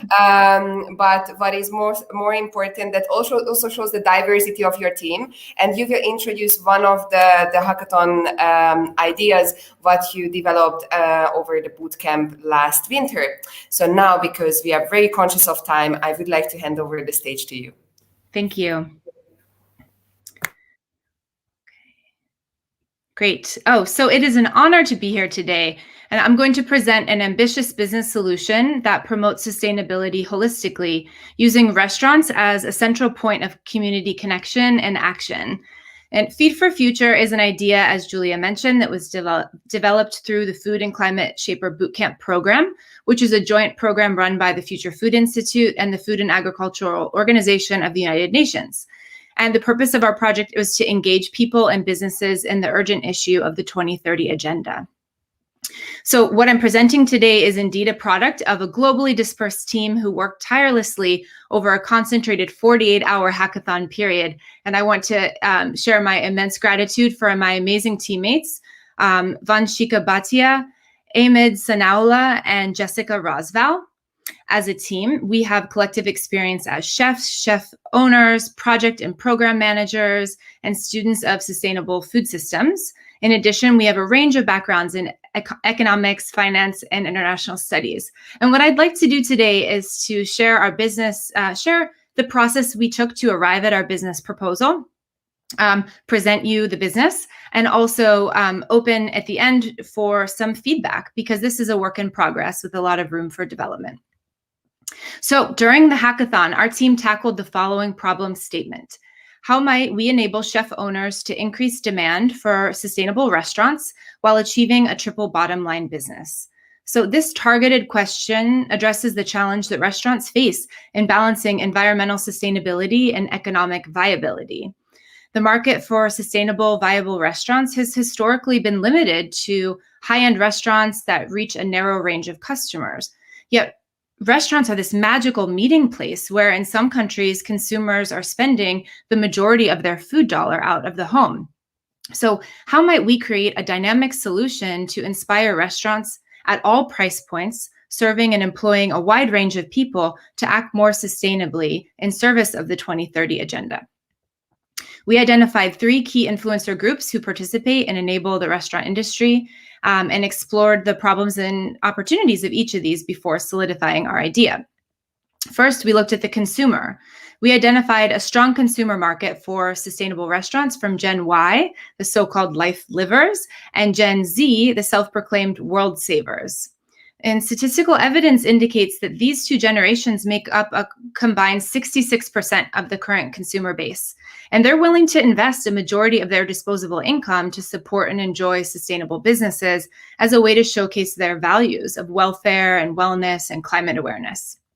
Next, we looked at restaurants. For independent restaurants, there's a steep cliff for sustained success, which is made harder during the pandemic. Tight profit margins, high rates of food waste that limit profits. For most restaurants, especially those at lower meal price points, sustainability is something they see that is a cost they can't afford, when in reality, it's an opportunity they can't ignore if they wish to survive and to differentiate. And importantly, restaurants really need to ensure that they can have their sustainability efforts be visible so that they're attracting those customers and they're getting a market payoff for their efforts. Finally, our producers. So we have a dwindling number of farmers who face many challenges to carve out a sustainable livelihood. And we considered what solution might help farmers and suppliers have an income stream through restaurants, a diversified income stream. In short, could restaurants be a vehicle for community sustainable development? So we looked across the 17 sustainable development goals to hone in on the most impactful ways that we could imagine the restaurant industry contributing to achieving the 2030 agenda. We envision a future where restaurants are rewarded for reducing community hunger and improving food consumption and production habits, where restaurants build sustainable urban and rural communities through their sourcing investments and their employee education efforts. And we want all of these efforts to be visible to a sustainable customer base to incentivize and incite social change. With that, we envisioned Feed for Future. Feed for Future is inspired by the LEED certification for green building design. Feed for Future stands for Food, Environment, Education, and Development for the Future. It's a sustainable restaurant certification and marketplace with a TripAdvisor-like restaurant guide that's accessible to the public. Independent restaurants become certified by Feed, recognized on a map, and connected to suppliers and consumers, helping them become more profitable and sustainable. While the business has benefits for all 3 influencer groups, I'm going to walk you through how it will work through the eyes of a restaurant chef owner to indicate the benefits. So meet Christine. She's the owner of a pho restaurant in Portland, Oregon, where the average meal ticket is $12 US. Christine's been struggling to keep her business going during the pandemic, and she's spending extra time and money purchasing ingredients at retail price due to the unstable global supply chain. One day, Christine encounters a young customer who asks where the chicken on her menu comes from, and when Christine cannot provide a clear local source, the customer leaves. Christine realizes that to survive, she needs to update her operation to appeal to this new audience. After a quick Google search, she and her daughter find the Feed for Future certification. On the Feed for Future certification page, Christine answers intake questions related to the 4 key SDG areas. She receives a level 1 feed rating and also a report with her strengths and opportunities. While Christine sources many ingredients from overseas, which created a lower score in the food indicator area due to volatile supply chains, she earned points in the environment indicator area by using compostable to-go containers. She also donates her end-of-day product to a local shelter that serves people experiencing food insecurity, which earned her points in the development area. Shortly after reviewing the report, Christine receives a message that she's paired with a level 4 feed chef owner as an ambassador to help Christine connect to local suppliers and increase her rating in the food area. The ambassador introduces Christine to John, who runs a local chicken farm called Marion Acres. As a feed level 3 certified supplier, John is trying to increase his food indicator rating by reducing production waste. He posts pasture-raised chicken bones at a discounted price on the feed supplier marketplace, and Christine decides to buy them for her pho broth since the discounted price meets her budget. When the sales finalize, they both receive an increase in their overall feed rating. Christine promotes John's farm on her feed profile and on her menu. Finally, let's meet the consumer. Abdul is a sustainably minded Gen Z who signed up on the Feed for Future platform as a user aligning with SDG 11. Abdul receives a push notification about Christine's new local supplier relationship and decides to visit her restaurant for the first time for lunch. Abdul posts on social media about his meal, and posts like this help increase Christine's sales over time, allowing the family business to become more profitable. She starts an employee education fund to give back to her hardworking staff, and this earns her a higher education rating on the platform. So, we use the prosperity thinking model. You can see the clear value proposition for all 3 stakeholder groups from the Feed for Future concept. For the chef owner, they can differentiate and attract new customers, meet new local suppliers to shorten their supply chain. For the farmer, they have new market exposure and a marketplace for selling surplus and reducing their waste. For consumers, they receive more transparent information about local restaurants, and they have a reliable guide for sustainable eating while traveling that appeals to their value set. We have a lot more research and development to do, but thus far we've received strong validation from all 3 stakeholder groups that it would be something they would use to benefit their businesses or their personal lifestyle. The fact that we're looking at sustainability holistically beyond better sourcing or better packaging is a clear win. The platform offers equitable access for restaurants at any scale to become more sustainable and economically viable. We, as a Feed for Future team, quite honestly, have been very busy with our independent businesses, our jobs, and schooling. And as a result, we have a very slow plan to develop this idea over the next 2 years. We've considered ways to ensure that the platform can remain free to all consumers so that it's accessible through a small subscription from certified restaurants and suppliers, in addition to potential partnership opportunities for sponsorship. And an idea like this really can't happen without relationships and partnerships. And in fact, we realized that we can't accomplish this idea without collaboration and some honing on the development concept. So we're seeking support to realize this vision.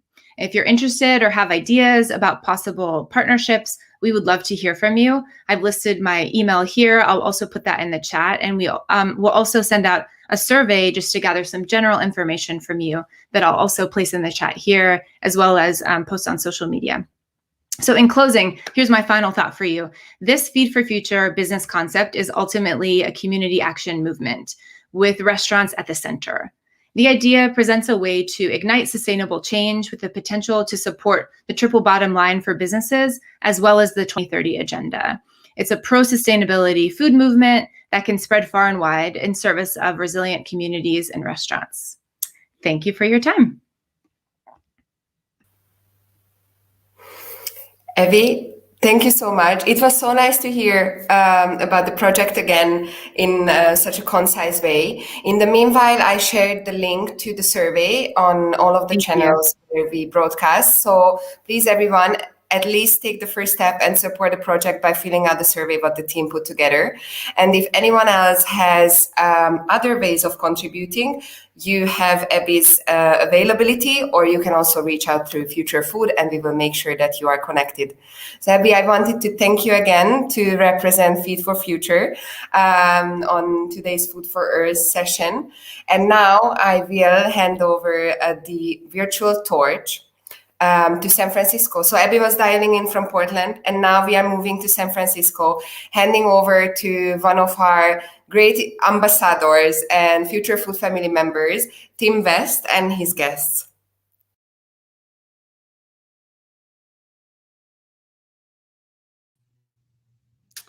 Hello and welcome to the Future Food Institute Food for Earth Day 2021. This is the global torch relay for positivity, goodness, and hope pertaining to the future of food. We have about a 45-minute roundtable discussion here with a few different food thought leaders, entrepreneurs, scientists from around the world.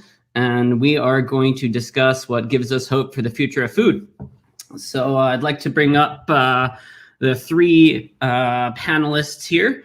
The first one is Donegal Felice Markegard. She is a grass-fed beef researcher, rancher, and researcher, land steward from the Markegard Family Ranch. Welcome, Donegal. So nice to have you. Thank you for your time. Also, we have Andrea Barcelli, one of my favorite Italians. He's a psychologist and neuroscientist. And he is sort of, in my understanding, quantifying and qualifying our connectedness with nature, and a biophiliac. Welcome, Andrea. And last but not least, the one and only Rob Trice, who is one of the most connected men in the Silicon Valley, California, actually really global food tech, ag tech ecosystem. He is founding partner at Better Food Ventures and the Mixing Bowl Hub. Welcome, Rob. Thanks for joining us. Thanks, Tim. Thanks, everybody. Awesome. So my name is Tim West. I'll be your host, cat herding this wonderful conversation of all of the things that are giving us hope. I'm a slow food chef turned social entrepreneur and co-founder of the Future Food Institute. But really, at the end of the day, I'm a student of the food system and a collector of really great people doing great things in the world. So I'm honored to be able to join you and to be tapped by Sarah Reversi from Future Food to talk about our theme today, pertaining to this future food of regeneration, nature tech, and biophilia. So in rough order, I'm going to ask each of our panelists here to speak to these themes, but we may have a bunch of conversations back and forth. So anybody welcome to jump in whenever. Donegal, I'd love to start with you and kind of invite you to give us a little bit of your background, how you arrived at your work, and speak to this theme of regeneration. Please, the stage is yours. Great. Thank you, Tim. It's an honor to share the stage with all of you. And my background is in wildlife tracking, permaculture, and wilderness survival. But that really has led me to my current work, which is a regenerative rancher here in the California coast. We graze grass-fed beef, grass-fed lamb, pasture-raised pork, and pasture-raised chicken on 11,000 acres of coastal grasslands. And we do this through regenerative agriculture so that there is more life that is produced with this form of ranching. And it's really ranching in nature's image and how the prairie would be grazed and how the prairie evolved with grazing animals. So the reason why I got into this was because I talk about it in my memoir, my first memoir, Dawn Again, Tracking the Wisdom of the Wild. I was what you might call an at-risk youth, runaway teenager, and I found the wilderness because I was searching for something, searching for meaning in a very disconnected world, and I wanted to connect with myself, and I did that by connecting with nature. So I spent time, going out with just a pocket knife and making a shelter, gathering food, and was alone, just wandering the forest, tracking animals, collecting wild plants, and immersing in my senses. And so when we immerse in our senses, and I think Andrea will speak more to this, and we're immersed in nature, then we were able to absorb so many different signals and connect to sort of that sacred silence that's within us all.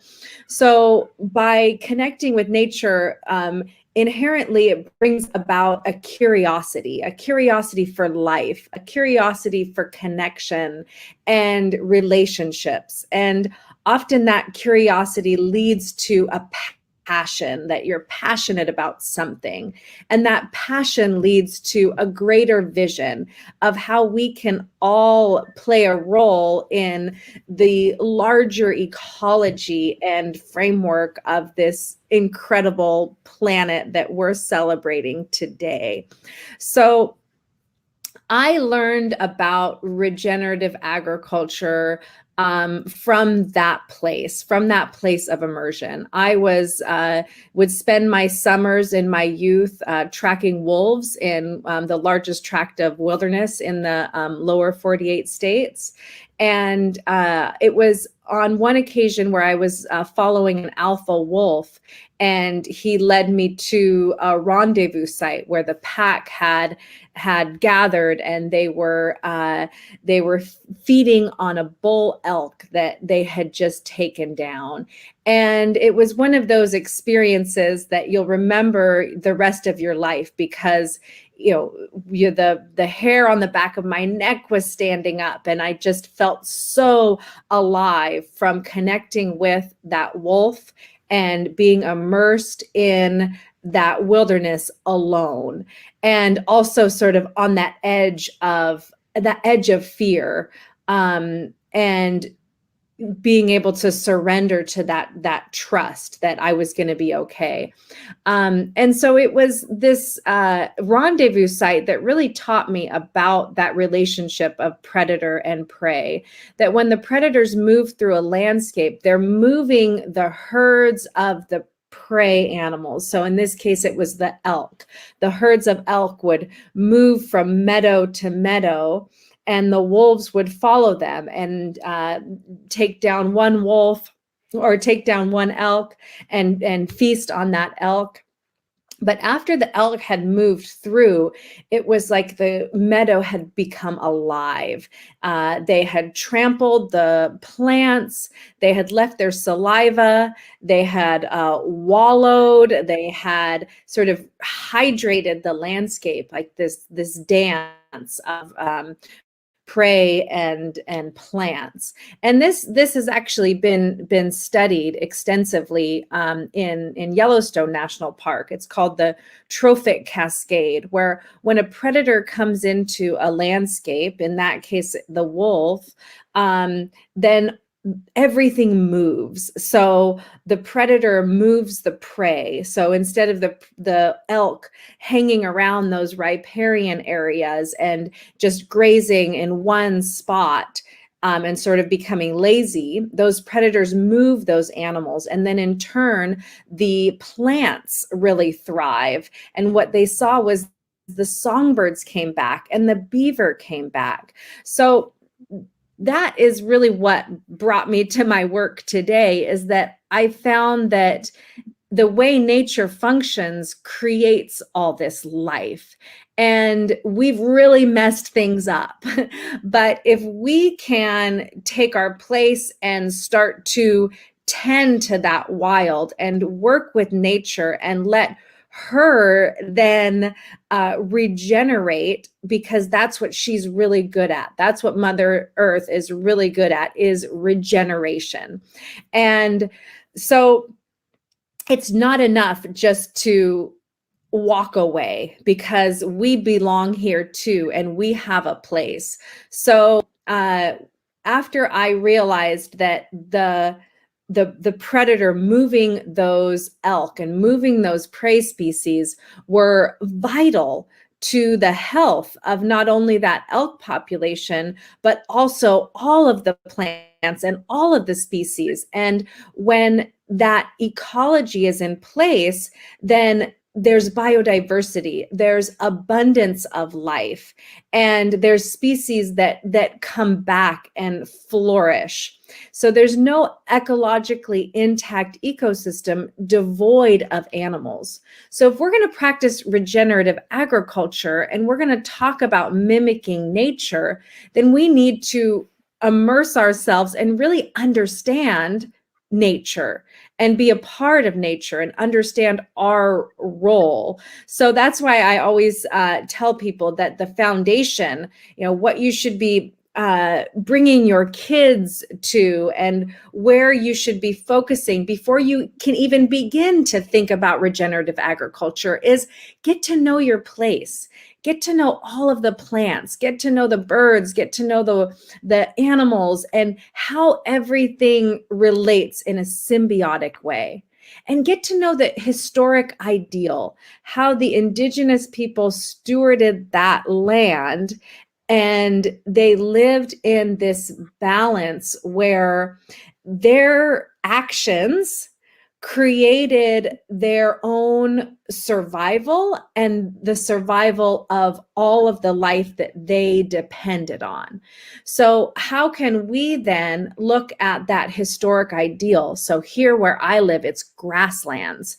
Grasslands are incredible. They cover 40% of the Earth's surface, and they have so much potential to draw down carbon because grasses, they continue to grow, especially perennial grasses. So when we enhance these grasslands, then we pull more carbon down from the atmosphere, we create more life, and we create nutrient-dense food for humans. So that's why I love grass-fed beef. I think people need to eat more grass-fed beef. And I see my role as a regenerative rancher similar to how nature functions, is that I move because nature moves. So I need to move with nature. So as a regenerative rancher, I move my animals. I move my herds of cattle through the grasslands. And in turn, those cattle move the grasses and all of those plants. They're trampling, they're biting, they're helping to create that germination of those seeds. They're fertilizing by spreading their manure.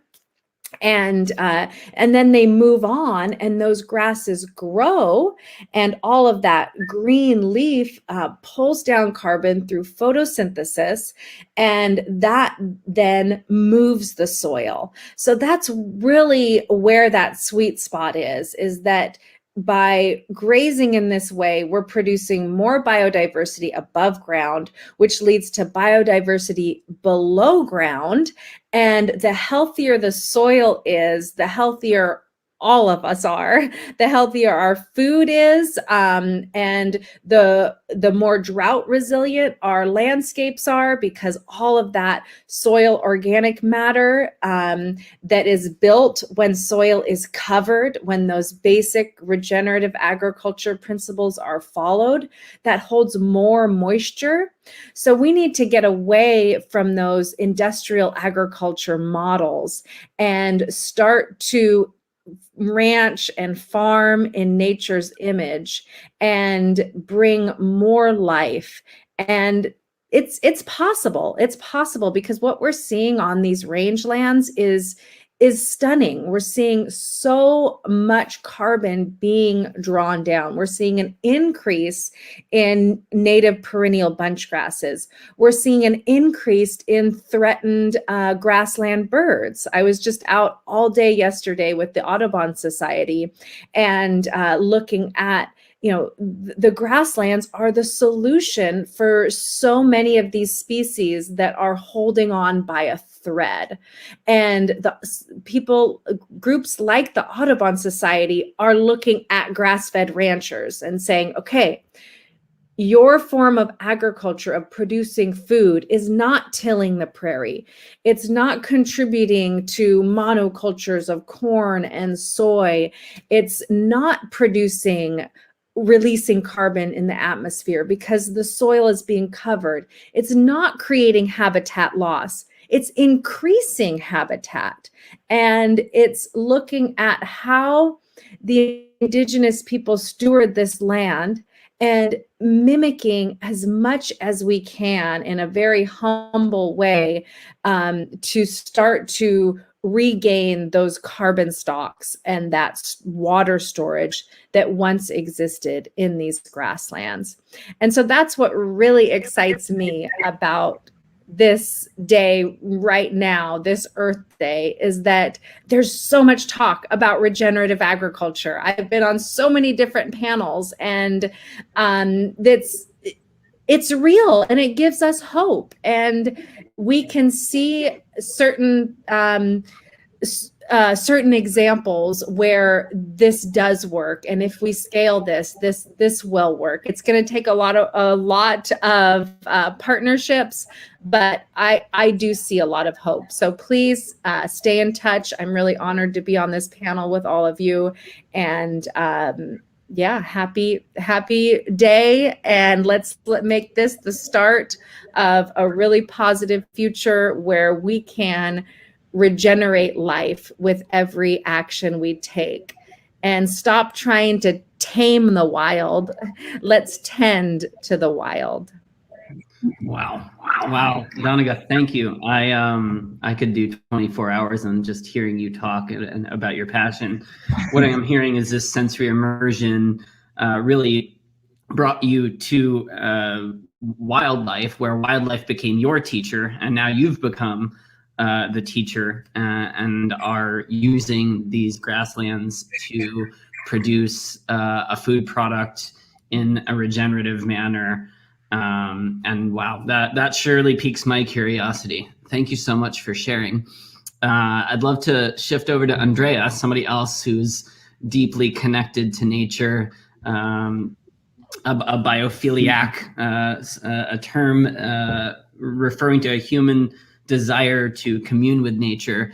We've spent some time up in the Italian Alps together, and I know you're an avid runner, you're a scientist, you've put really interesting sensors on people's heads as they've been eating and connecting and communing with nature. I'm curious what gives you hope and what you're working on these days that you'd love to share on this wonderful Earth Day. Yeah, so thank you. It's good to remember that days. So we had a lot of fun here in Italian Alps. And I would start thinking about really biophilia. Biophilia is the passion or the interest that we has about life in general. I mean, plants, trees, animals, other humans. So it's a sort of instinct that everyone has. So inside of us, there is something that is evolved in these ages that connect us to everything. And when I mean everything, is really everything, because we are living in a very complex era. And today, more than in other periods of life, we have the possibility to embrace or try to understand this kind of complexity. So humans are little dots in this little world in the universe, but we are all connected to everything. So the question is how we can understand what is our role in this story, how we can understand what are the connection between us and planet Earth or the nature in general, or how many tools we have to try to understand that. So we started 15 years ago by trying to understanding humans. is not easy. Definitely not easy. That's because humans are super complex machine, even our brains. But we started using EEG devices. So they are neuroimaging tools that through the source sensors that are placed on your scalp, we can see the communication of your neurons. So your thoughts, your emotions, your brain processes. But the big question is not just what kind of processing are running in your brain when you are trying something or eating some food or doing sports activity, but what are really the features that affects your brain? What are really the context? Is the context matter? Yes. How is the relationship between a specific environment, features, and your reaction? Can we try to understand what is this kind of connection? So I started, for example, really some years ago by using stupid data loggers measuring humidity, lights, temperature, and everything just by hanging in my hands, trying to understand if the variation of some of these measurements affects humans' reaction in a specific condition. And given by time, today we have the possibility by using these kind of devices to measure not just your brain's reaction, but try to understand how the context, how the environment are going to affect your brain, and specifically on the topic, how nature benefits your brain, how you can, for some ways, be in connection with that. So we started 3 years ago, just for research, by measuring people while they are doing something. Okay, no, sorry, I saw a question in the chat. Okay, that's fine. Is everything okay? You're a little choppy for me. I don't know if there's any way to get closer to your router. I find your work fascinating, and I'd love to have a clearer way to hear it. Is that fine for the others? Okay, I can go ahead. Yeah, I think so. If there's anything you can do to close some windows to maybe get a better signal, maybe would be the best thing to do. Oh, God. Apologies for the technical difficulties here. Andrea, now you're muted, by the way. Let's unmute you. There we go. Can you hear me now? Yes, sorry, guys. Yeah, no, I'm saying that living in the woods is funny and good for your health, but it's not for internet connection, probably. So sorry about that, if you can hear me in some points. But anyhow, we were just by trying to understand the complexity and how we can measure that. So we started to record group of people that come out and stay in nature. We've done in different places, not just here in Italy, but even, okay, that's fine. Not just here in Italy, but even in other places. So we've done in Madagascar, we've been in Kenya, in Asia, in North America, and even in California too. And for example, when we've been in Madagascar, we measure people while they were in the forest, non-anthropized forest, so a very wild place. We observed that people, after the 60 minutes, so in the first part of the journey, they are really scared. In some points, their brain are wondering, okay, what's gonna happen? Is something that are gonna kill me, beat me, or everything? But after 1 hour, so 60 minutes, this kind of cognitive workload or overload collapsed, and the brain started saying, okay, you are at home now. There is nothing that are gonna scare you so long. So you can start breathe, you can start to appreciate this kind of environment, and the engagement and the relaxing skyrocketing, going up incredibly faster. So after 1 hour, we call it totally adaptive to a very wide place, like a forest with snakes and everything. So this is really fascinating because it means that our brain, our machines are totally connected, even with these ancient roots and ancient environments. So we starting to, on this lane, to try to say, okay, let us see what's really happening. People is going into nature, so even other wild places. And we try to analyze a specific kind of intelligence of the people. That's because, you know, they have multiple shades of intelligence. We have one that is the naturalistic intelligence. So it's your capability to be not just fascinated, but in contact and to treat the naturalistic things. So to appreciate nature in general. Not all of us are in contact with this kind of intelligence. So we need to educate or try to understand people how they can be in contact and educated to be in contact with nature.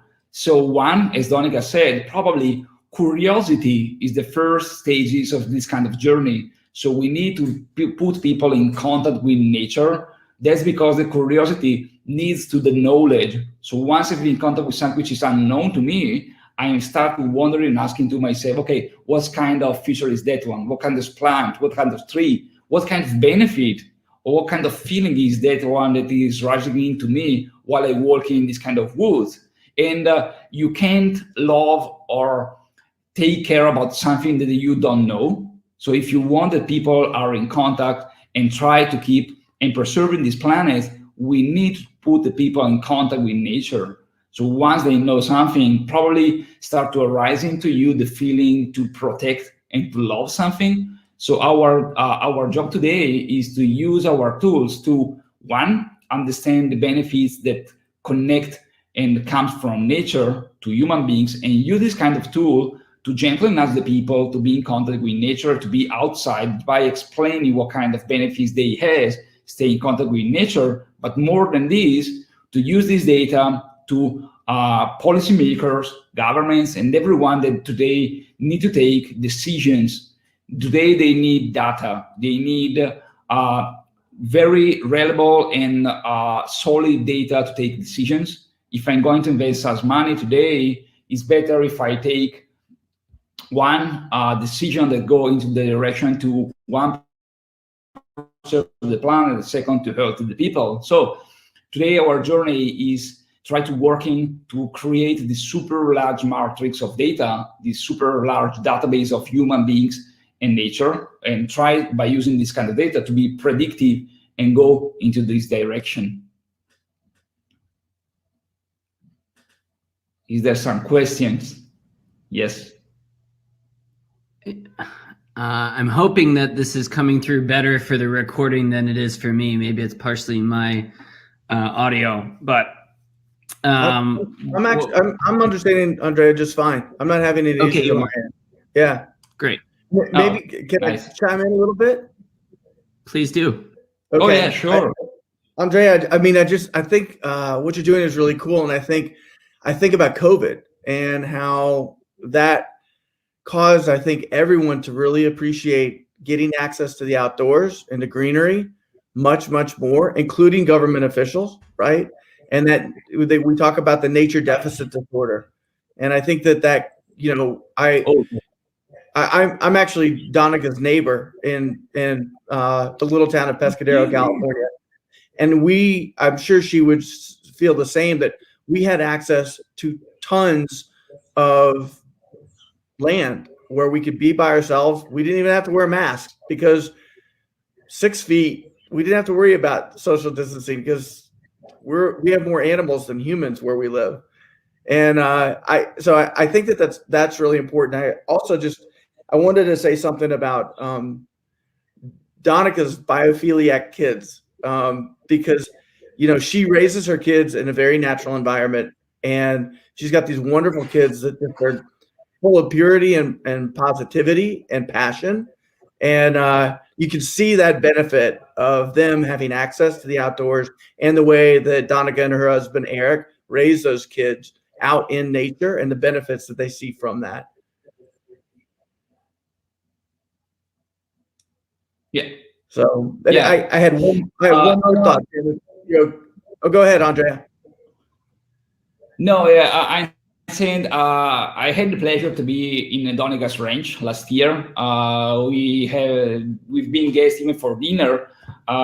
They didn't make me work, so it's nice. But I encountered even the kids and even the atmosphere. As you said, you can appreciate directly, but just by looking at the guys, the benefits that they had to be in contact with nature and has this kind of lifestyle. So when you say that people after COVID, they feel instinctively to go outside, the stay in nature, is that because probably they know that going in nature is the best way to heal, best way to try to gently shut up some kind of thoughts, to shut up some kind of feelings, but they didn't know probably how to be in contact really or deeply with nature. So it's a good tentative, authentically reaction, but we probably today we need to lead the people to go more out, to discover more, to treat more with nature. So it's good because you saw that people instinctively go out, but probably the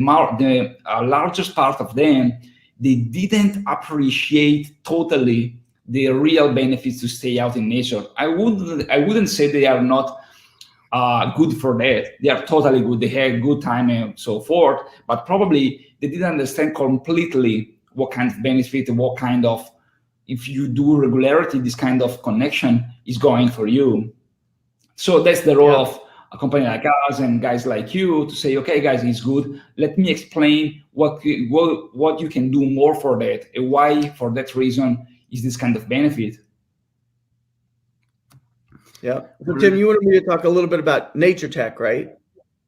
Yeah, absolutely. Yeah. Just to respond briefly, though, to Andrea, one of the things I find so fascinating, it feels like you're quantifying the quality of nature and qualifying the value of a forest in place, which is a kind of really interesting development, because we can say a forest cut down in wood is so much money, but you're now being able to say that it has tremendous value to us as it sits in nature. So that gives me a tremendous amount of hope and is just fascinating work. So thank you so much for sharing what you're up to.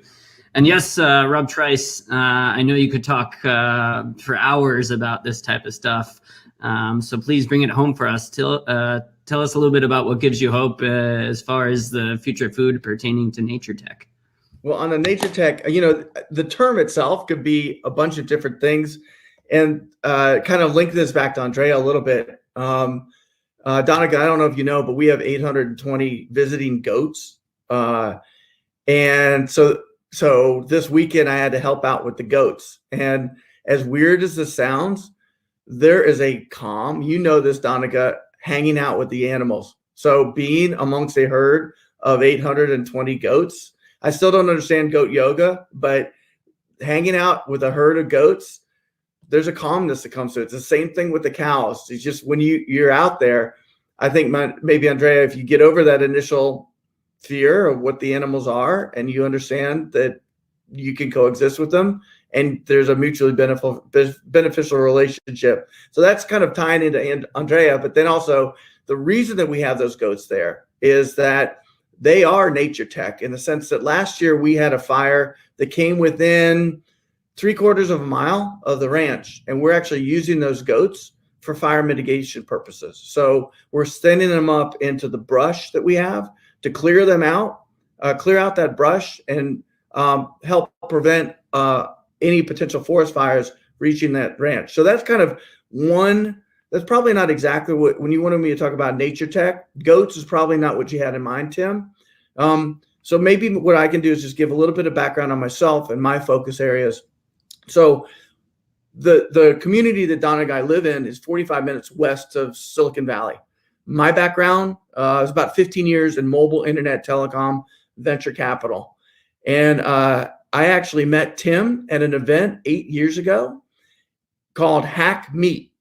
And it was a hackathon that my wife dragged me to look at how we could use technology for beef. And long story short, my team actually ended up winning that hackathon. We won $5,000 and a Carhartt jacket and a box of meat.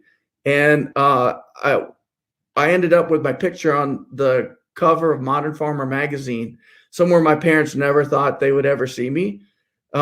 But I kind of looked at it, and I looked at the challenges of food. I looked at the fact that Uber had disrupted transportation, Airbnb had disrupted lodging. Food and agriculture is 5 to 10% of the world's economy. Incredibly important. I don't know a single person who doesn't want to eat. And yet it's got tremendous challenges that we need to go solve. And so at that point, 8 years ago, Silicon Valley's IT innovation ecosystem hadn't really embraced food and ag tech. And so Tim, you came to our very first conference that we had for the Mixing Bowl, which was in 2014, 7 years ago. And I put a slide on the screen, and I said the Mixing Bowl's purpose is fourfold. There's 4 ways that we're going to solve the challenges of food and ag. First, we need to see the issues. Second, we need to see the solutions. Third, we need to solve the problems. And fourth, we need to scale the solutions. And now if we fast forward, the thing that gives me hope and excitement is that as opposed to 7 or 8 years ago, where we didn't even know what agri-food tech was, and we hardly had any entrepreneurs, any funding in the space, now you look and we've got arguably too many entrepreneurs moving into food tech and ag tech. We've got a ton of dollars stepping in globally. Like, this space has lit up. It's become a thing. Donica was featured in a movie called Kiss the Ground. Who ever would have thought that soil would be trending on Netflix, right? This has all happened in the last 7 years. Soil is sexy. And so there's been a great awareness of the challenges that we have and the opportunities. And so where I look at my role is I want to bring that technology, and particularly that data technology, to inform us on those natural solutions and how can we actually implement them better. And so earlier this year, we released a report that we did alongside the U.S. Farmers and Ranchers in Action, World Business Council for Sustainable Development, and our friends at the Croatan Institute to look at how we could actually scale up climate smart ag practices for soil health in the United States, ultimately to get U.S. agriculture to become a net positive carbon sink. And so we looked at how we could really help farmers and ranchers embrace 6 key practices and use technology and finance to transition, to embrace and transition on these practices. So the 6 practices we looked at were no and reduced tillage, cover cropping, crop rotation, compost, managed grazing, and integrated crop and livestock systems. And the other thing that we did, we looked at the fact that, when we did these interviews for farmers and ranchers, we kept hearing this term, I took a leap of faith. For whatever reason, I took a leap of faith and I embraced these practices. And what we want to do is use technology and finance to make that leap of faith a shorter hop. And so that ultimately farmers can know that they've got the technical advice to go implement these practices successfully, and that there will be economic reward for embracing these practices. And I know, for instance, Tim, our mutual friend, Yitro Paul and Sarah Roversi started the Food for Climate League, which is also undertaking an important element, which is making sure that consumers have the narratives and the stories related to climate smart foods so that they do buy those regenerative food products that are coming out, that they're willing to pay for the full cost of food. They're willing to pay a premium for those products being produced by farmers and ranchers that are being done according to the principles of climate smart, soil centric agriculture. So that was the goal that we undertook. There are definitely challenges, but I think at the end of the day, I remain hopeful. What we also did in this report is we outlined the agricultural capital flows in the United States. There's a $972 billion that flows through almost $1 trillion that goes through the agricultural system in the United States every year. Only about 20 billion of that is US government. So if you think about supplier agreements, you think about insurance, you think about banking, equipment purchases, all of this is flowing through the ag system in the United States. How can we look to grow the pie? How can we assign more of that money to climate smart agricultural practices? We can do this. The science behind these practices is valid. USDA scientists all over the world know that these practices work. Now the role that the data can play, though, is, the practices that my wife at Tomcat Ranch or Donica will do it on the Markey Guy where they're grazing, the way that you're going to manage those adaptive rotational grazing plans is going to be different than how you might do it in Georgia, but it might be more similar to the way that you would do it in Western Australia, because we're lacking water. Particularly this year, we're about 50% of our normal average rainfall. Georgia, they may have plenty of water. And so we need to make sure that the producers like Donegal have the right information so that they know how best to implement, whether that is where to graze, how to graze, what to plant, and so forth. So how can we actually use the data to inform people? Right now, there are a ton of things like Facebook groups, Understanding Ag, where farmers are connecting. I don't know how anybody did agriculture before YouTube. This is a use of technology right now, but we can do much better. And we can really use this big data, AI, machine learning, all of those buzzwords to better understand how things are being done, collect those stories of where we're seeing success or failure, the amount of birds that you're seeing in Donegal's place versus our place. How can we determine, like, is the planting of a certain perennial crop bringing more of a certain bird back more frequently, better water capture, water quality, carbon capture, all of these things. We have the capacity to harness all of the technology we have over the hill in Silicon Valley to benefit food and agriculture. So I think maybe just in summation, if I think about why I have hope on this Earth Day, while the challenges are great, the opportunities are great as well. We've got the resources. This is global. This is a ton of entrepreneurs. We've had the entire conservation community really focusing on food and ag. That was not the case 7 years ago. I think there's a better recognition of the value of working landscapes as another nature tech climate solution that is coming along. We have Wall Street that has now got, 1/3 of institutional money in the United States is related to SDG or ESG now.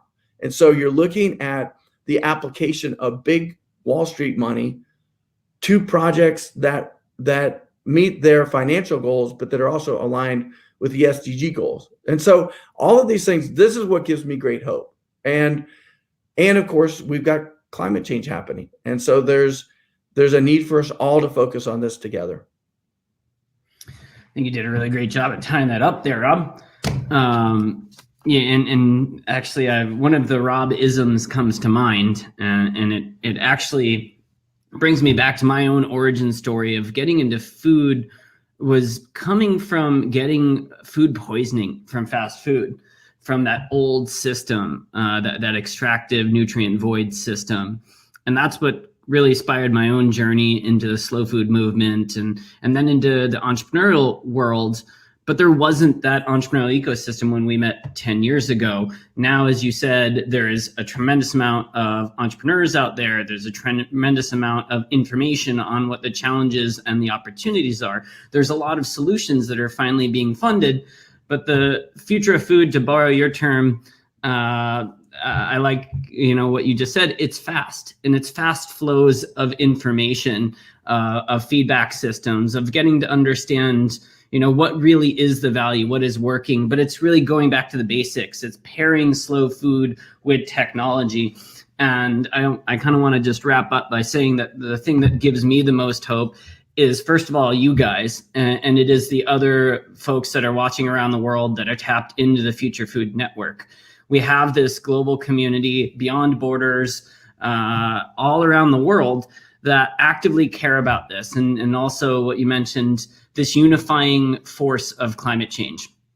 And I work a lot with big food companies trying to get them to care. And the one thing that gives them that impetus to care is the understanding that if they want to work with leaders like yourselves in the future, if they want to succeed, they're going to have to care about these issues. Collectively, we all have to care about climate change in order to survive. So it's our grand unifying force, and it couldn't be more appropriate that we're looking at all these solutions that you're stewarding and shepherding, Donegal, and the technology that you're bringing to the world, and then the network that you're building and the funding that you're doing, Rob. So thank you guys so much for your time, for the opportunity to kind of learn and share with everybody around the world on the things that are giving you hope. And I look forward to seeing the rest of these talks around the world. Thank you to everybody at Future Food for setting this up, and can't wait to see this again next year. Thank you all. Thank you. Thank you all. Cheers. Happy Earth Day. Bye. Ciao. Ciao.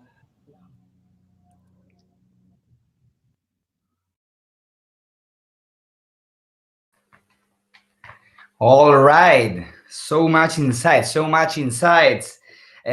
now we are taking a flight to the beautiful Argentina, and we have the pleasure to have with us Roberto Fernandez, agronomic engineer and with PhD from the Duke University. Hello, Roberto. Hi, Jose. How are you doing? Doing good. It's afternoon for you, morning. I'm a bit lost right now. 10 p.m. in the night. 10 p.m. So more or less like here. Good night. Yes, sort of normal time. All right. So Roberto, tell us about the incredible job that you do, and how do we foresee somehow the future of our planet Earth. Well, so I should share my presentation, Jose? Yeah, let's do it.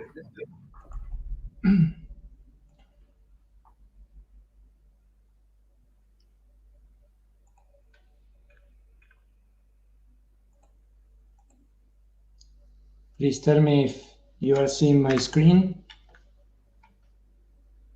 Yes. Perfect.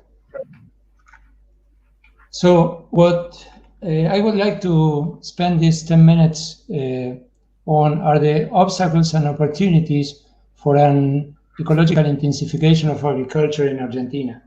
And I start by thanking the Future Food Institute and Sarah Roversi for the invitation, and also the Italian embassy in my city, the Italian consulate in Buenos Aires. So with that, I will just start with my presentation.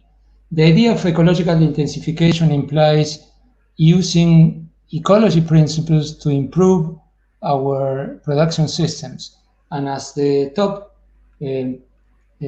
sentence says, it requires changes that go beyond individual farms. That's different from ecological intensification and other types of sustainable intensification. And just to give you one example, what you need to do for ecological intensification requires things at the level of the landscape, for example. A common advice is to retain, for example, at least 20% of the native area free from crops and livestock. Another example would be down here. When you want to manage water resources in an ecological way, you need to think of the watershed and not the individual farm. But it's not only that. Ecological intensification requires those kind of changes, and also require that you think beyond the traditional spheres of ecology, agronomy, and socioeconomic issues. Why I'm saying that? Because, as Pablo Titonel illustrated it very clearly here, it calls for institutional innovation. And what do we mean by that, or at least what I do mean by that, is that it requires community-wide agreements on land use that pay attention to power inequalities, that include participation of the community, and that anticipate revisions. All that has to be agreed before you can move along a path towards ecological intensification as shown here. Only then, with that kind of political agreements, the innovation and development of appropriate technologies will result. What we think as out-of-the-mill, regular, normal, sensible technologies are dependent, often tacitly, on these kind of agreements. And then is how we also become strong in certain types of research and development, those that come after those agreements.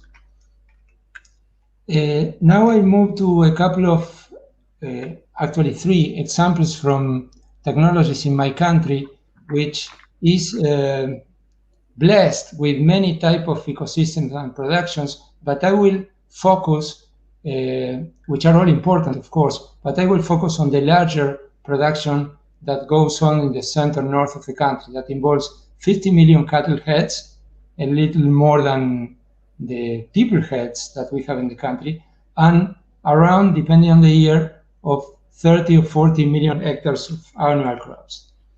I'll present this as pairs of challenges and opportunities.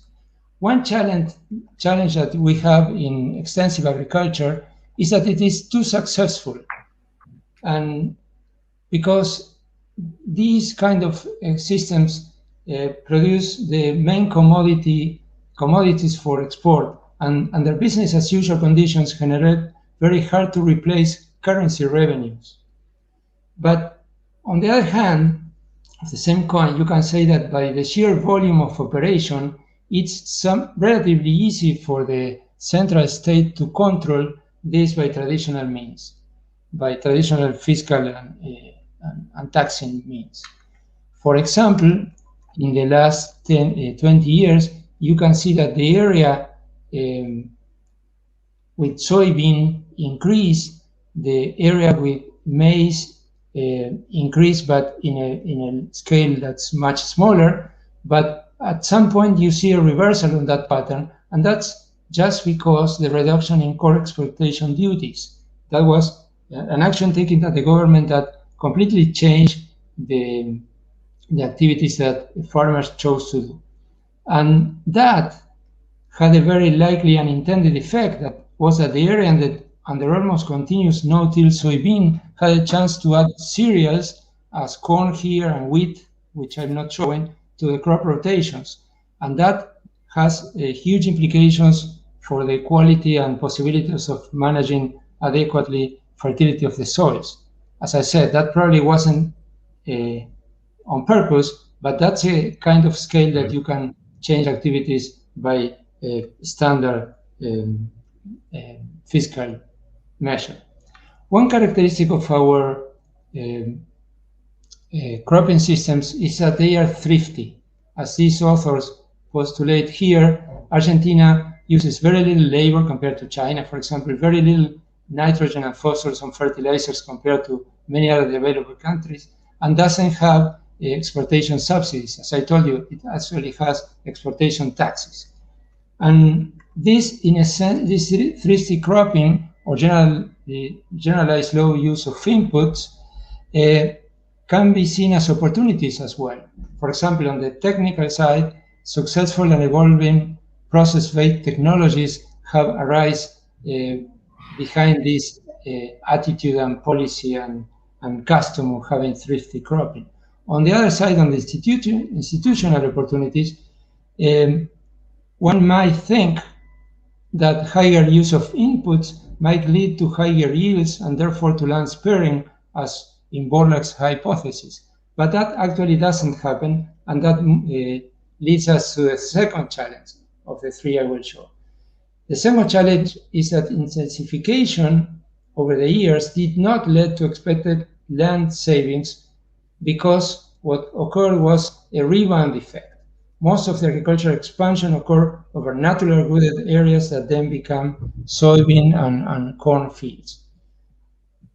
For that to change, we have an institutional opportunity that we have of having a national law in place. And as of today, the regional Escazú agreement that enters in effect today allows a more open and informed citizen involvement in land multiple use planning. On the technological side, we can readily respond to that because we have existing very well proven process technologies for agroforestry, for example, and cattle management in these kind of areas. As a third challenge, I will pose that someone could say, well, there are too many actors involved. It's very difficult to design a policy that covers them all. And that's actually not true, because information technologies today are readily available for e-governance, tailoring policies for different stakeholders. So with these three examples, my major point is that innovation begins by political decisions, not by technological developments. And those decisions are to act or not act on issues. And the result of this are value-laden trajectories that should not be presented as scientifically objective. Our role as academics, as I see it, is to broaden the range of choices and act, as this author says, as honest brokers of policy alternatives. Because science can point to existence of a problem, but science cannot provide a unique guidance on what actions to actually take in specific circumstances. This kind of approach and work requires that we feel comfortable coming out of our own discipline. It requires interdisciplinary work. And something that is working well for us in our campus towards the discussion and research of these issues is that our students, undergrad students, both in agronomy and environmental science, share the same campus. They work together. Many of their professors are joint professors in both majors and offer the students shared classrooms. So if this is not interdiscipline at the core, I don't know what it is. Well, thank you very much for your time. Thank you so much, Roberto. Thank you so much for being here with us. And now we have to continue with our travel around the world. Now we are going to launch what we have called the voices of the food system. It begins with our farmers. They are the frontline workers of our food system, and often working under very, very difficult conditions led by climate change and conflict, and with billions of people on a global scale not having access to good food. And to achieve the United Nations Sustainable Development Goal 2, Zero Hunger for All, we all need to work together to fix our broken food system.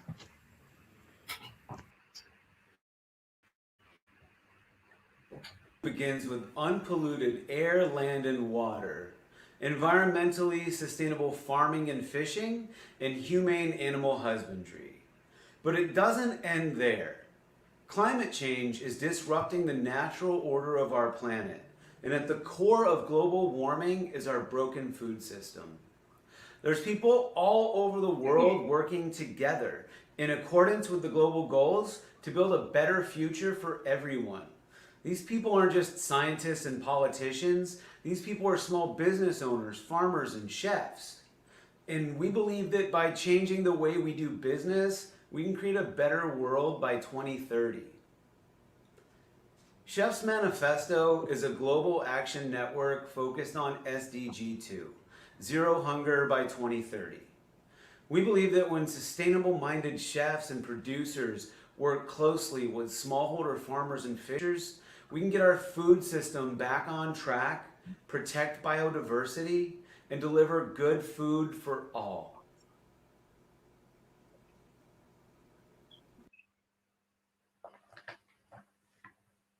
Food is our birthright. However, good food is vulnerable to disruption. When violence starts and peace is threatened, when water rises and rain doesn't fall, when democracy fails and power shifts, good food is threatened.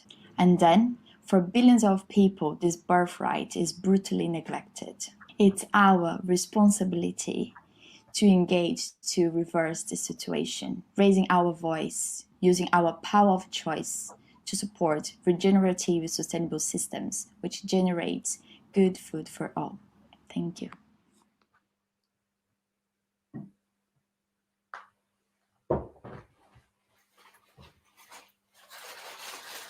Good food begins with farmers. Small-scale farmers are working on the front line of our food systems. If we are to achieve a global food system that produces enough nutritious food within planetary boundaries, then we do need to support these men and women who are vital to feeding both rural and urban people. We need to invest in them so they can thrive in a world where they are, for example, battling climate change, locusts, and now also COVID-19. Farmers are key to achieving zero hunger by 2030 and provide good food for all.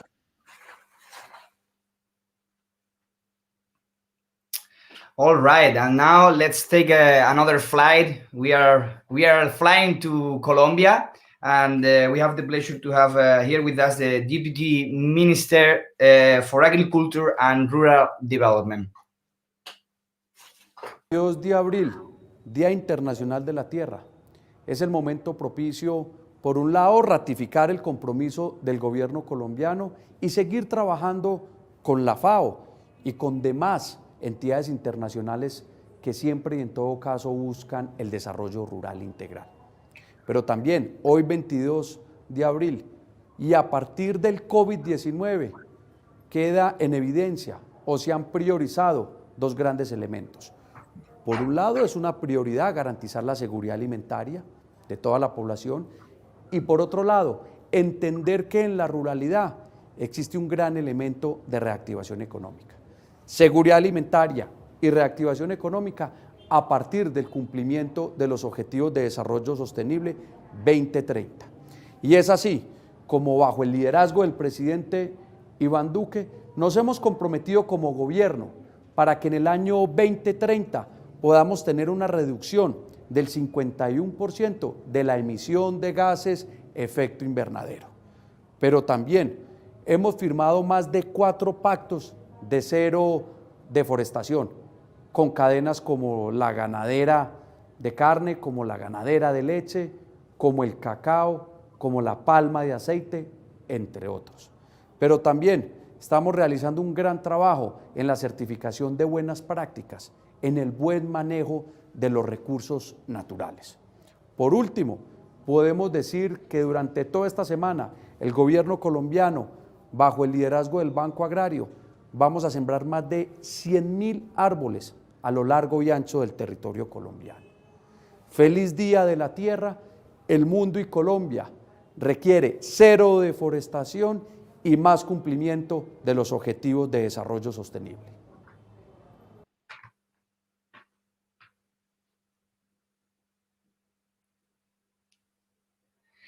And now we are going to stay a bit longer in Colombia because we have the pleasure to have here with us Paula Polmier, founder of Platos Sin Fronteras.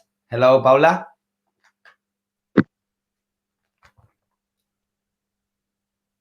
Hello.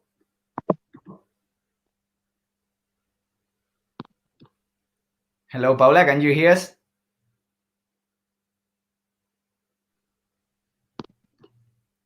I guess we have some problems with the connection. Hello, Paula. José, no te escucho bien. ¿Me escuchas ahora? Ahora sí, sí, sí.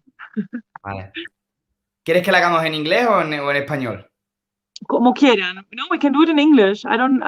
Yeah, let's make it in English so we can arrive to a broader public. Perfect. Yeah. Let's do that. All right. So Paula Polmier, founder of Platos Sin Fronteras. Right. From Platos Sin Fronteras from Colombia, Medellin. Right. Ah. I'm super happy about the invitation. Thank you.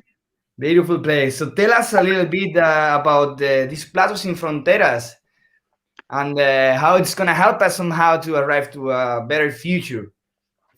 So, so last year we already presented during the marathon, and we actually during the pandemic we started to implement the first ever nutrition education lab in Medellin. So we created it in a restaurant in one of the communities here in Medellin, which is called Moravia, and it's a community which is in the north of the city, It's a very disadvantaged community. And what we did, like we started like 4 years ago, and we started to connect chefs from the city with the women in the community to learn how to cook and to learn how to kind of like experience again the great biodiversity of our country, and get to know like vegetables again and foods. Because what we realized, and that's how this whole project started, is that a lot of like even food aid which gets to the community, part of it is thrown away by families who are in great need just because they don't know how to process it. Or, you know, like example, a zucchini is something which a lot of people they don't even know how to prepare it, and if they eat it like raw or they're like, okay, this is cucumber, like they don't know the difference, and that happens a lot with a lot of like vegetables here. And that's what we actually want to approach, like to bring us closer to vegetables, to fruits, and the heart of it is to bring nutrition to all. So nutrition to, especially to women and their families, in this like to communities which normally don't have access to nutrition know-how, to nutrition knowledge, to food education, and that's what we are. That is what we're focusing on. And why, like, how to make that? Because you were asking, like, how to, like, make our earth, or like how to protect our earth. What we have been doing is that we have done alliances with the food banks of the city. So a lot of like food which normally is thrown away, it gets to the communities, and we process it in the community with the women. So yeah, that's a little bit like what we do in Medellin with Patos Sin Fronteras. Plates without water. Super interesting. Well, we got some minutes, so I would like you to make your question, because you just said that chefs collaborating now with the women from the community in order to show basically know-how. At the end, knowledge is power. I'm wondering, are these chefs coming from different parts of the world, or are they from the region? Are they local? Because you just said that, for example, they don't know how to use zucchini. At the end, there are many examples where one raw material is a deliciousness in one country, but then in the other, maybe they don't know how to use it. So I was wondering if there is this mix of cultures somehow. Yes, like we have mix of cultures because we have a great volunteering network. So what we work with a lot of local chefs, of course, but like we also, like before the pandemic, we also had chefs which actually wanted to come in from different cities to support us. We had like an amazing Dutch chef, which like showed us amazing recipes. And what has happened is that like let's say like the Dutch chef gets together with a Colombian chef, they create a new plate, and the women can like capture all the knowledge. And yes, try to kind of be like as diverse as possible. But we work, of course, also with a lot of like chefs from Medellin, who have a lot of like experience in. And it's not that we're like just promoting, you have to be a vegetarian to be part of our program, but we are promoting like the use of plants, of veggies. Not because we say that the other food is bad, but that's the way, like that's what we want to learn together, right? So yeah. Super, because, well, at the end, I said before, knowledge is power, and it is also nice to see that we are putting some efforts on somehow educating the community, because somehow we are, studying a lot about the agriculture. Now we have been listening about many examples on how to improve the way we grow food somehow, and then how we transport it, and etc. But at the end, educating the people that really eat food, it's also can really makes the difference, no? So super interesting, Paula. We're still having a couple of minutes, but I guess that from the management office, they are gonna be really happy to gain also these minutes. Thank you for sharing your time with us. Thank you. And well, we are going to continue with our travel around the world. We are now going to Mexico. And okay, I will leave then, no? I can leave. What? I will leave. I just get out. I guess yes. Now automatically they'll change the connection. So thank you so much, Paula, for being here with us. And as said, now we are taking another flight. We are traveling a lot in these 24 hours. And well, that fast, we are landing in Mexico. And for this occasion, I have the pleasure to speak in Spanish. And well, muy buenas noches, o tardes, o buenos días.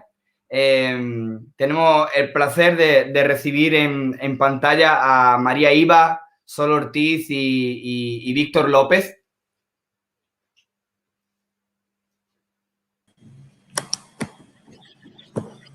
Hola, José. Hola, muy buenas. Hola, muy buenas noches, días, tardes. Buenas noches, días, tardes. Aquí noches. Aquí noches también. Bueno, estamos sincronizados entonces. Muy bien, pues me gustaría, si nos importa, empezamos con María Iba, líder del laboratorio, ¿no? Lo he traducido al español, líder del laboratorio de calidad del trigo y química de los cereales, ¿vale? En el CIMMYT. Bueno, yo tengo aquí preparado un par de preguntas para ti. Me pareció muy interesante, creo que podríamos hablar aquí por horas con todos ustedes, pero al final, bueno, tenemos que aprovechar estos minutos que tenemos para seguir viajando. Bueno, me gustaría que nos contases un poco cuáles son las acciones claves que estáis realizando, ¿no? Con el fin de transformar el sistema agroalimentario, ¿no? Hacia un futuro más sostenible, pero y sobre todo, ¿no? Más accesible, ¿no? Porque al final hablamos de sostenibilidad, pero también no podemos olvidar la sostenibilidad desde el punto de vista humano, ¿no? El punto de vista social. Ok. Bueno, José, muchas gracias por tu pregunta y una cosa antes de todo, posiblemente mi español no va a ser el mejor, pero espero que me vayan a entender, ¿ok? Vale, no problema. Bueno, entonces, sí, como dijiste, al final yo trabajo en el CIMMYT, que es el Centro Internacional de Mejoramiento de Maíz y Trigo, que está las oficinas las mayores están aquí en México. Y sobre el tema que me dijiste, antes de todo me gustaría empezar con algunos datos que sí son un poco más tristes, pero pienso que son importantes para entender el tema y entender más la importancia de este tema, especialmente enfocados en la nutrición, ¿no? Y bueno, hasta ahora en todo el mundo, millones de personas en ambos los países en desarrollo y desarrollados no tienen una alimentación adecuada a sus necesidades.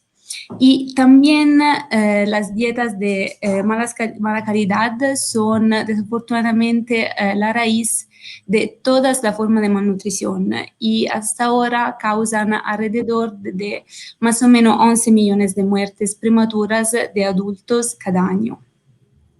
También, aparte de esto, en escala mundial, más o menos hay alrededor de 1 de cada 9 personas con hambre y que puede estar subalimentada, y 1 de cada 3 personas que padece sobrepeso o obesidad.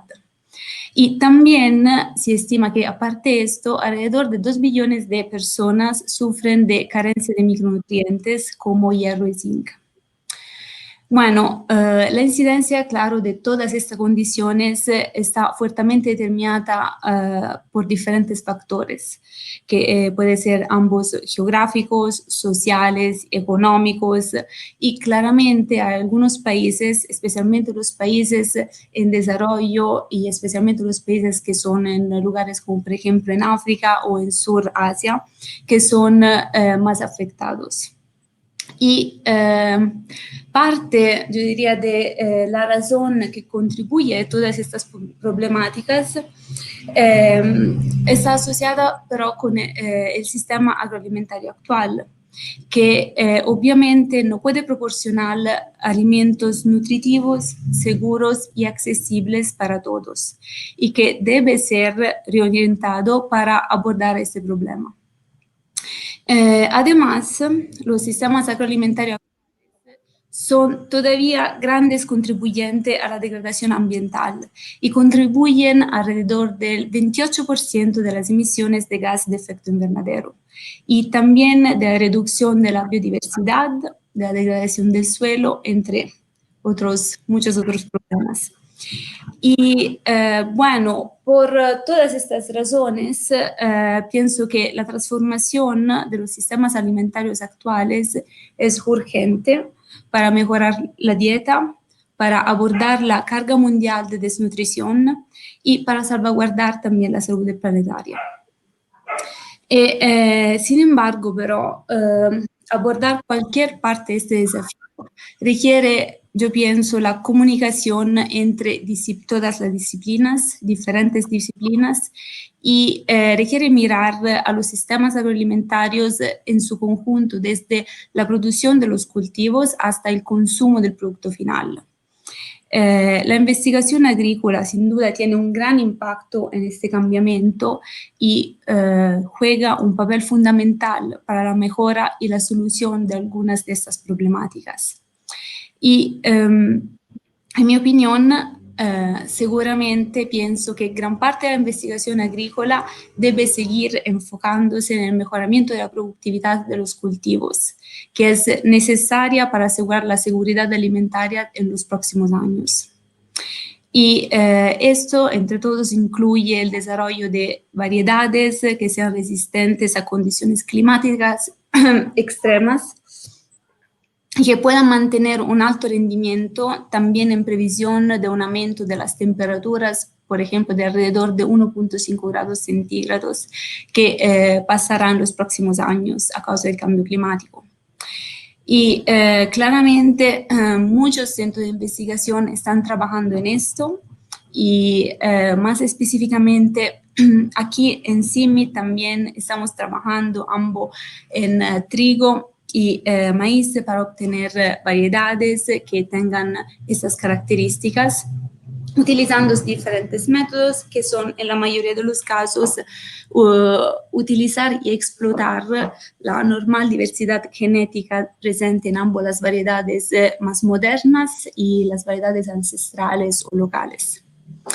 Y, pero pienso también que aparte de este factor que es enfocado en el mantenimiento de la producción, el incremento de la producción, no solo en México, pero a nivel mundial al final, pienso que también es muy importante enfocar parte de la investigación en el mejoramiento de la calidad nutricional de diferentes cultivos, a través, por ejemplo, de la biofortificación.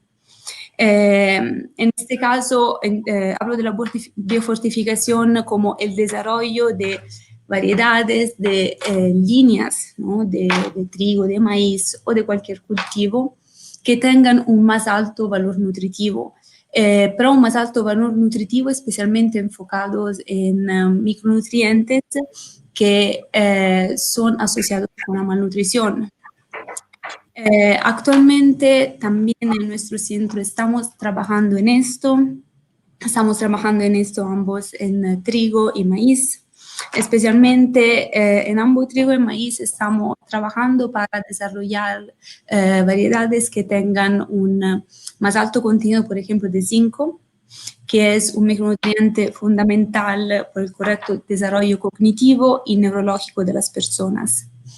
Y actualmente diferentes variedades de trigo biofortificadas que tienen alrededor del 20% más de cantidad de zinco comparado al nivel normal, se liberaron ambos en Asia y en América Latina, y también variedades que tienen un mayor contenido de zinco de maíz se liberaron también en América Latina y África, que son los países donde muchas de nuestras líneas que desarrollamos al final son orientadas. Y también, aparte el desarrollo de variedades con más contenido de zinc, por ejemplo, se está trabajando en la selección de variedades de maíz que tienen un mayor contenido de provitamina A, que también esto es un componente fundamental para la correcta salud visiva. Y en muchos países, especialmente de África, se sufre de deficiencia de este tipo de provitamina. Y por esta razón también algunas variedades de este maíz con mayor contenido de provitamina A se liberaron en África. Y por fin también siempre sobre el tema del incremento de la calidad nutritiva de diferentes cultivos. Estamos trabajando nosotros para el mejoramiento, el incremento de la cantidad de fibra en algunas variedades, especialmente de trigo. También la fibra, a diferencia de otros componentes, como por ejemplo el zinc o la provitamina A, no es como asociada a específicas enfermedades, pero sí su consumo está asociado con un mejoramiento y con una disminución de algunas patologías como cardiovasculares o metabólicas que son también asociadas con una mala dieta. Y que en la mayoría de los países ambos en desarrollo desarrollados, la mayoría de las personas no consumen bastante cantidad de fibra. Como en los Estados Unidos, solo más del 90% de las personas no consumen bastante fibra. Y bueno, estos son solo dos o algunos de los factores en los que pienso que se debería trabajar para asegurarse de producir una adecuada cantidad de alimentos y para que todos puedan tener acceso a una dieta completa y nutritiva. Pero también, claramente, yo hoy hablé especialmente de estos factores porque son los temas en los que actualmente estoy trabajando más. Pero también pienso, estoy segura que todos estarán de acuerdo que es fundamental seguir trabajando en otros puntos, en otros factores, como por ejemplo, es muy importante seguir trabajando y, por ejemplo, en facilitar el desarrollo y la adopción de prácticas agronómicas sostenibles, especialmente en el contexto del cambio climático y en las condiciones de recursos limitados de los pequeños agricultores. Pienso que sería muy importante también mejorar las prácticas de procesamiento, fabricación, almacenamiento y distribución de los alimentos para que se pueda reducir las pérdidas ambos en términos de calidad que de cantidad de los alimentos. Y también, entre los otros, asegurar el acceso a diferentes alimentos entre grupos vulnerables en diferentes culturas, en diferentes sistemas de producción y comercialización. Claramente hay muchos más puntos en los que se debería trabajar, en los que se está trabajando, en los que necesitamos que continuar a trabajar para asegurar que en verdad se siga asegurando la presencia de seguridad alimentaria, también de productos que sean nutritivos, más que todos que puedan llegar a todas las personas, independientemente de los diferentes factores. Claramente esto necesita no solamente el trabajo de instituciones como las donde yo trabajo, pero también necesitan involucrarse gobiernos, muchas empresas privadas y públicas y todos los actores que participan en el sistema agroalimentario. Pero es importante que se empiece y se siga trabajando para obtener algo mejor. Muchísimas gracias, María. Muchísimas gracias por dedicarnos este tiempo. Tu español es infinitamente mejor que el mío, o sea que, de nuevo, gracias por tu tiempo. Y bueno, ahora me gustaría llamar en pantalla a Sol Ortiz. Sol Hola, Ortiz, ¿qué tal? bienvenida. Muchas gracias. Muchísimas gracias por la invitación. Gracias a usted por estar aquí con nosotros y dedicarnos este tiempo. Bueno, bióloga y doctora en ecología. Veo también que participas en la comisión que vela por la seguridad, ¿no? Por la bioseguridad de los organismos genéticamente modificados. Y bueno, antes de profundizar en este temilla, ¿no? En la que me gustaría hacerte una pequeña pregunta, si después nos queda tiempo, pero sé que tienes algo de información muy interesante que compartirnos, así que adelante, por favor. Muchísimas gracias. Voy a tratar de compartir mi pantalla. Share screen, a ver si me deja. Ya estoy viendo que voy a compartir. Espérame, una ventana. Listo. Sol, si no te importa, cuando vea que te queda un minutito, te interrumpiré y te avisaré, ¿vale? Sí, te lo voy a agradecer muchísimo, de hecho. No sé si ya vean mi pantalla. Sí, perfectamente. Perfecto. Muy bien, pues nada más el título está en inglés y se refiere a las herramientas que tenemos de planeación y cómo estamos avanzando diferentes estrategias en el sector agropecuario para la producción sostenible de alimentos y como dije, es todo un honor participar en este ejercicio. Quiero resaltar entonces dentro de estos instrumentos de planeación lo que es nuestro programa sectorial de agricultura y desarrollo rural, justamente en la Secretaría para la que trabajo y que estoy ahora a cargo de la Dirección General de Atención al Cambio Climático en el sector agropecuario. Bueno, estos tres elementos que ven en el centro, productividad, sostenibilidad e inclusión, son nuestros pilares que buscamos contribuyan a la autosuficiencia alimentaria en este programa sectorial y que están relacionados con diferentes objetivos de desarrollo sostenible, en marco sobre todo el objetivo 2 de hambre cero y el objetivo 12 de producción y consumo responsables, pero también incide sobre otros objetivos que ya aparecieron ahí y que también están muy relacionados con acción por el clima. Quiero resaltar que estos tres pilares se busca fundamentarlos en la agricultura del conocimiento, haciendo un reconocimiento que este conocimiento debe converger desde la perspectiva científica y tradicional. ¿Qué elementos de cada uno de estos maneras de conocer podemos encontrar para que converjan y fortalecer la toma de decisiones? Entonces, les voy a llevar en esta presentación muy breve con algunos ejemplos de las actividades y acciones que están en nuestro programa sectorial y que tienen también que ver con la contribución determinada a nivel nacional que se publicó por México justo a finales de diciembre del año pasado.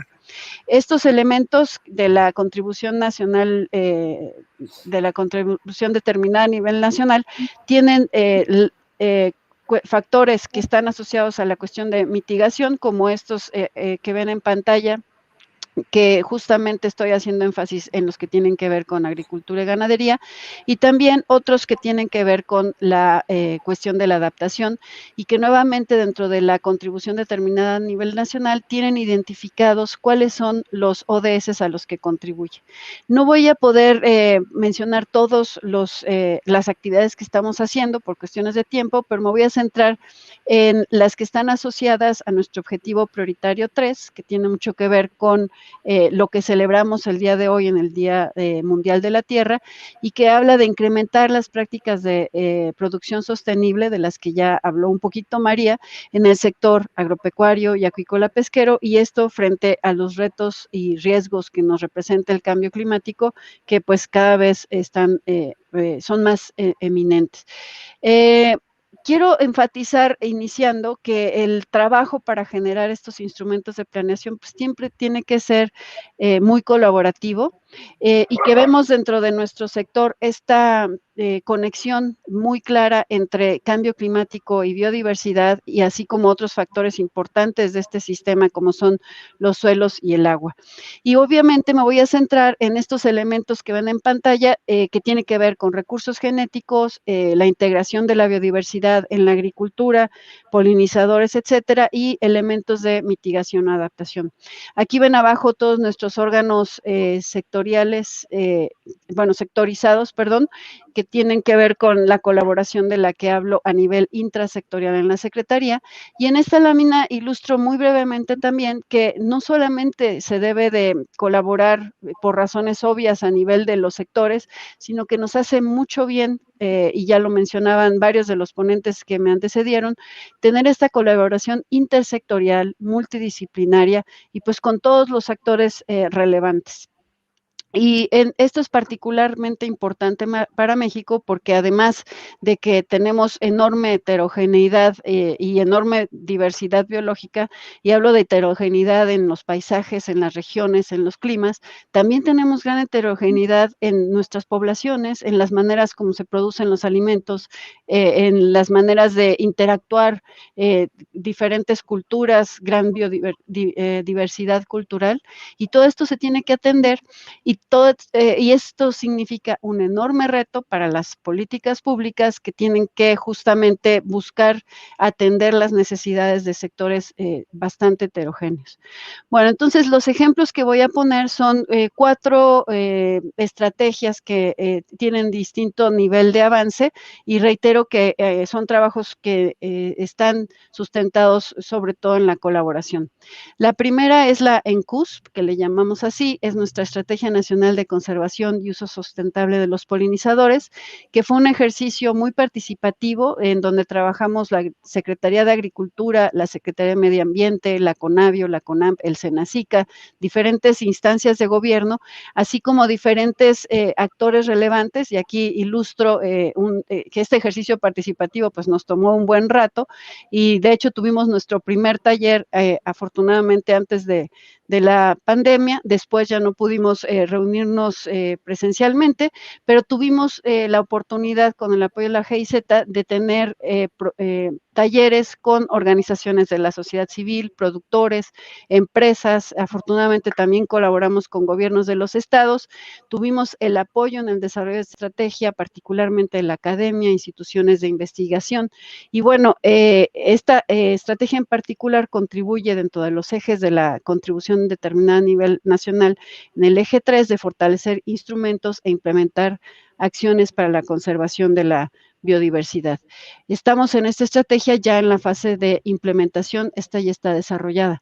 La otra que les quiero compartir es nuestro plan estratégico de cambio climático para el sector agrícola, pecuario, acuícola y pesquero, que obviamente no voy a detallar por cuestiones de tiempo los diferentes factores y elementos que componen este plan estratégico. Este está en desarrollo. Obviamente buscamos que esté alineado con nuestra contribución determinada a nivel nacional, que pues emana de los acuerdos, del Acuerdo de París, y que contribuye al ODS 13, pero además que está alineado también a nuestros instrumentos de planeación, como es el Programa Especial de Cambio Climático. Otro elemento sumamente importante desde nuestra perspectiva es justamente la conservación de los recursos genéticos para la alimentación y la agricultura. Hemos conformado un comité sectorial que atiende este objetivo de promover la conservación, el manejo, la distribución justa y equitativa de los beneficios y el aprovechamiento sostenible de estos recursos genéticos, sobre todo a través de la coordinación intrasectorial, pero con diferentes instituciones, con diferentes miembros de diferentes disciplinas, y aquí con el apoyo organizado en 4 grandes subcomités de las redes y macroredes que están conformadas por productores, academia y organizaciones de la sociedad civil, y contribuyen a estos 2 ejes de la contribución determinada a nivel nacional. El ya casi último ejemplo. Perfecto, ya casi termino. Este tiene que ver con la Estrategia Nacional para Suelo y Agua Agrícolas, que busca la restauración, conservación y el manejo sostenible del agua, del suelo y del agua en el sector agropecuario. También contribuye a uno de los ejes de la NDC, y aquí ya tenemos un leve avance que tiene que ver con una campaña que estamos fortaleciendo desde el año pasado, que se llama Mi Parcela No Se Quema, y atiende puntualmente a la reducción de emisiones y a favorecer la incorporación de esquilmos agrícolas, y con eso también a presentarle a los productores opciones y alternativas para el manejo sostenible de los suelos. Y aquí como conclusión, pues nada más comentar que buscamos esta visión integral para alcanzar la autosuficiencia alimentaria, transitar hacia modelos de producción sostenibles, en donde cuando hablamos de sostenibilidad, hablamos de responsabilidad ambiental, que sea viable para los productores, que mejore sus condiciones de vida, que esté asociada a la justicia y equidad de estas comunidades que han quedado rezagadas. Entonces, muy brevemente, eso es lo que quería compartir con ustedes. Muchísimas gracias. Muchísimas gracias a ti, Sol, por compartir todo este tiempo y toda esta información. Continuamos con México. Ahora me gustaría llamar en pantalla a Víctor López Saavedra, Senior Partnership Leader y Project Manager. Trabajas para la FAO y además también para el Inter-American Development Bank. Bueno, teniendo este background, digamos, tan interesante, y me animo también a decir, ¿no?, en cualquier modo interdisciplinar, a mí me gustaría, si es posible, que nos hablaras un poco de cuáles son las principales acciones, ¿no?, que desde tu background estás desarrollando para traer una agricultura más sostenible, ¿no? Hola, José, ¿qué tal? Bueno, ¿qué tal? Buenas tardes a todos. Saludos, un gusto participar en esta sesión internacional. De hecho, creo que el perfil de los participantes un poco demuestra este planeta interconectado en el que estamos, ¿no? Y a pesar de las distancias y de la situación de pandemia, pues conseguimos avanzar, ¿no? De hecho, venimos trabajando cosas bastante interesantes. Mencionabas un poco sobre las experiencias de trabajo que he podido juntar o sumar en estos últimos años. He estado trabajando en Roma, en la FAO, he estado trabajando en el Banco Interamericano de Desarrollo, ahora también dentro del consorcio al que se refería María Itri anteriormente en el CIMIT. De lo que se trata es de promover sistemas de producción de alimentos en los cuales no hay una diferencia o no hay una ruptura entre lo que sucede en el campo, lo que sucede en la industria agroalimentaria y lo que sucede en las casas o en los restaurantes, en los lugares de consumo de los alimentos. Tiene que haber una linealidad, ¿no?, una interconexión entre todos esos elementos, y tiene que haber una cierta circularidad también a la hora en la que identificamos cómo los recursos productivos pasan de un lugar a otro, ¿no? Es importante mencionar que cuando hablamos de sostenibilidad o de sustentabilidad, según el país en el que prefiere una terminología o la otra, evidentemente hay varios factores, varios elementos centrales que han sido referidos por varios de los ponentes que han estado participando a lo largo de estas horas, ¿no? Entonces, clásicamente hablamos de los elementos económicos, de los elementos medioambientales, de los elementos sociales. Tienen que dialogar estas tres patas, digamos, de la sostenibilidad, pero además debemos de ser flexibles a la hora de considerar que una organización que quiera promover alimentos sostenibles, alimentos saludables, puede decidir orientarse hacia una parte de estos elementos fundacionales, ¿no? Es decir, podemos centrarnos en la parte económica, y dentro de la parte económica, como empresa, por ejemplo, de producción de alimentos, es válido el decir: yo voy a asegurar que mi cadena de valor, que mi cadena de producción tenga unas ganancias justas y voy a monitorear cuál es la ganancia que se produce en cada uno de esos elementos, ¿no? Entonces, por ejemplo, creo que mis productores asegurar que por lo menos ganan un 25 o un 30% de lo que emplean, de los recursos que emplean en la producción de alimentos, que sean sus ganancias, ¿no? Y que así sucede en cada uno de los eslabones de la cadena.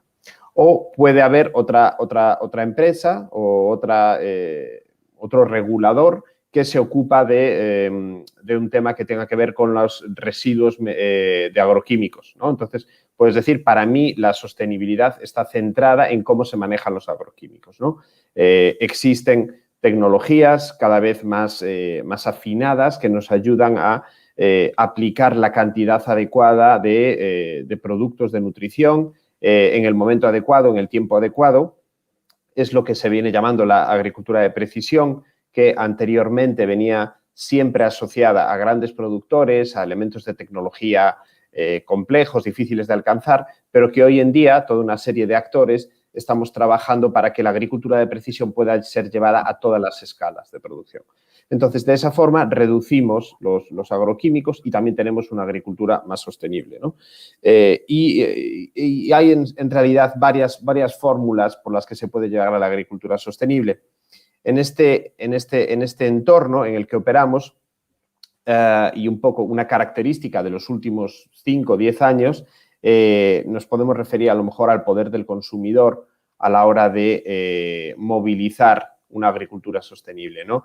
Entonces, uno de los mensajes que vengo repitiendo es que no hay una única forma de ser sostenible, de la misma forma que el productor debe de poder decidir cuáles son sus decisiones, cuál es el abanico de opciones que tiene a la hora de determinar cómo producir alimentos para su propio consumo, en primer lugar, para el consumo comunitario, para el consumo local, en segundo lugar, y para comercializar, en tercer lugar, ¿no? Entonces, siempre y cuando estemos trabajando hacia una generación de opciones y de una mayor oferta de productos sostenibles, estaremos trabajando en la dirección correcta. El consumidor, insisto, y la sociedad civil tienen el poder de modificar, de pulsar la demanda de esos alimentos, ¿no? Los estudios nos demuestran que no es posible, a lo mejor, que todo el planeta consuma bio, ¿no? O consuma orgánico. O sea, simplemente los números no dan, ¿no? Y tampoco es posible o es viable continuar con un ritmo de producción de alimentos que está basado en una intensificación que no sea sostenible. Es decir, la sobreexplotación de los recursos tiene un límite, ¿no? Y lamentablemente ya lo hemos visto. Tiene un impacto, evidentemente, en elementos como el cambio climático, el sobrecalentamiento del planeta, pero a nivel muy local también los suelos se empobrecen, pierden los nutrientes, se producen deslizamientos de tierras. Es decir, la agricultura intensiva no sostenible tiene los días contados y no es solo un elemento de marketing o una tendencia, sino que es un elemento hacia el que tenemos que estar trabajando de forma coordinada. De acuerdo, pues telepáticamente ha respondido ya a mi segunda pregunta, Víctor. Okay. Aprovechamos estos 3 minutitos que nos quedan. Pues bueno, la segunda pregunta es un poco que cómo os estáis asegurando de que todas estas acciones se estén, digamos, aplicando de una manera equitativa, ¿no? De una manera equilibrada. Pero también creo que es un punto que me parece interesante y no sé si nos podría responder si existe una regla o metodología, ¿no? También para que controle de algún modo ese equilibrio o diferencia que hay entre el sector público y el sector privado. ¿Cómo un poco gestionáis esa relación, no? Sí, bueno, son relaciones complejas, pero son relaciones en las que hace falta visibilizar lo que sucede para lograr los objetivos que queremos, ¿no? Se habla de una cuádruple hélice realmente. Por un lado tenemos al sector público, por otro lado el sector privado, pero también tenemos a los institutos de investigación, a la academia, que tienen que jugar un rol neutral o de vertebración o de movilización de conocimiento entre esos dos, y tenemos las organizaciones de la sociedad civil, donde entran los consumidores, pero también entran las ONGs, por ejemplo, ¿no? Entonces, realmente son como 4 grandes grupos de actores que están en constante movimiento y buscando espacios de colaboración y de generación, al final, de modelos de negocio agroalimentarios que funcionen, ¿no? No podemos olvidarnos que el sector privado, que tiene un rol pues preponderante porque son quienes transforman el producto, los ingredientes, digamos, en un producto que puede ser llevado a los distintos puntos de consumo. Entonces, el rol del sector privado es clave, ¿no? El rol del sector público es un poco el de regular y el de dar un contexto donde las empresas que buscan maximizar sus beneficios de forma natural necesiten cumplir unas reglas del juego, ¿no? Y esas reglas del juego que el sector público dicta o facilita o coordina vienen informadas por lo que la ciencia, la investigación sugiere o indica y lo que la población, los consumidores, los votantes, si queremos ponerlo así, le piden al sector público, ¿no? Entonces, hay una constante interrelación entre los cuatro elementos y lo que hemos visto que funciona a la hora de motivar al sector privado, no solo cuando existe un marco regulatorio que les limita o que define lo que pueden y lo que no pueden hacer, sino dentro del ámbito voluntario, ¿vale? Porque hay muchas certificaciones de sostenibilidad que son todavía voluntarias. El elemento clave es conseguir que haya un acuerdo entre, digamos, en líneas muy simples, lo que está bien y lo que está mal, y que ese acuerdo se produzca en lo que llamamos un espacio precompetitivo. Es decir, si las empresas, antes de ponerse a hacer una guerra de precios, deciden que por lo menos tienen que garantizar unos elementos de base, unos salarios dignos, ¿no? Una eliminación de agroquímicos, por ejemplo, que saben que no son beneficiosos ni para el medio ambiente ni para el hombre, pues si toman esos acuerdos de forma previa a la competencia comercial que luego se va a dar entre ellos, estamos eliminando un poco esos problemas desde la base, ¿no? Perfecto, Víctor. Clavado, hemos llegado al tiempo. Muchísimas gracias también por compartir tu tiempo con nosotros. Ha sido un placer. Y bueno, ahora continuamos viajando por el mundo. Nos vamos a la West Coast. I'm gonna switch to the English. So we are gonna continue traveling around the world. Now we are going to the West Coast. And que viva México.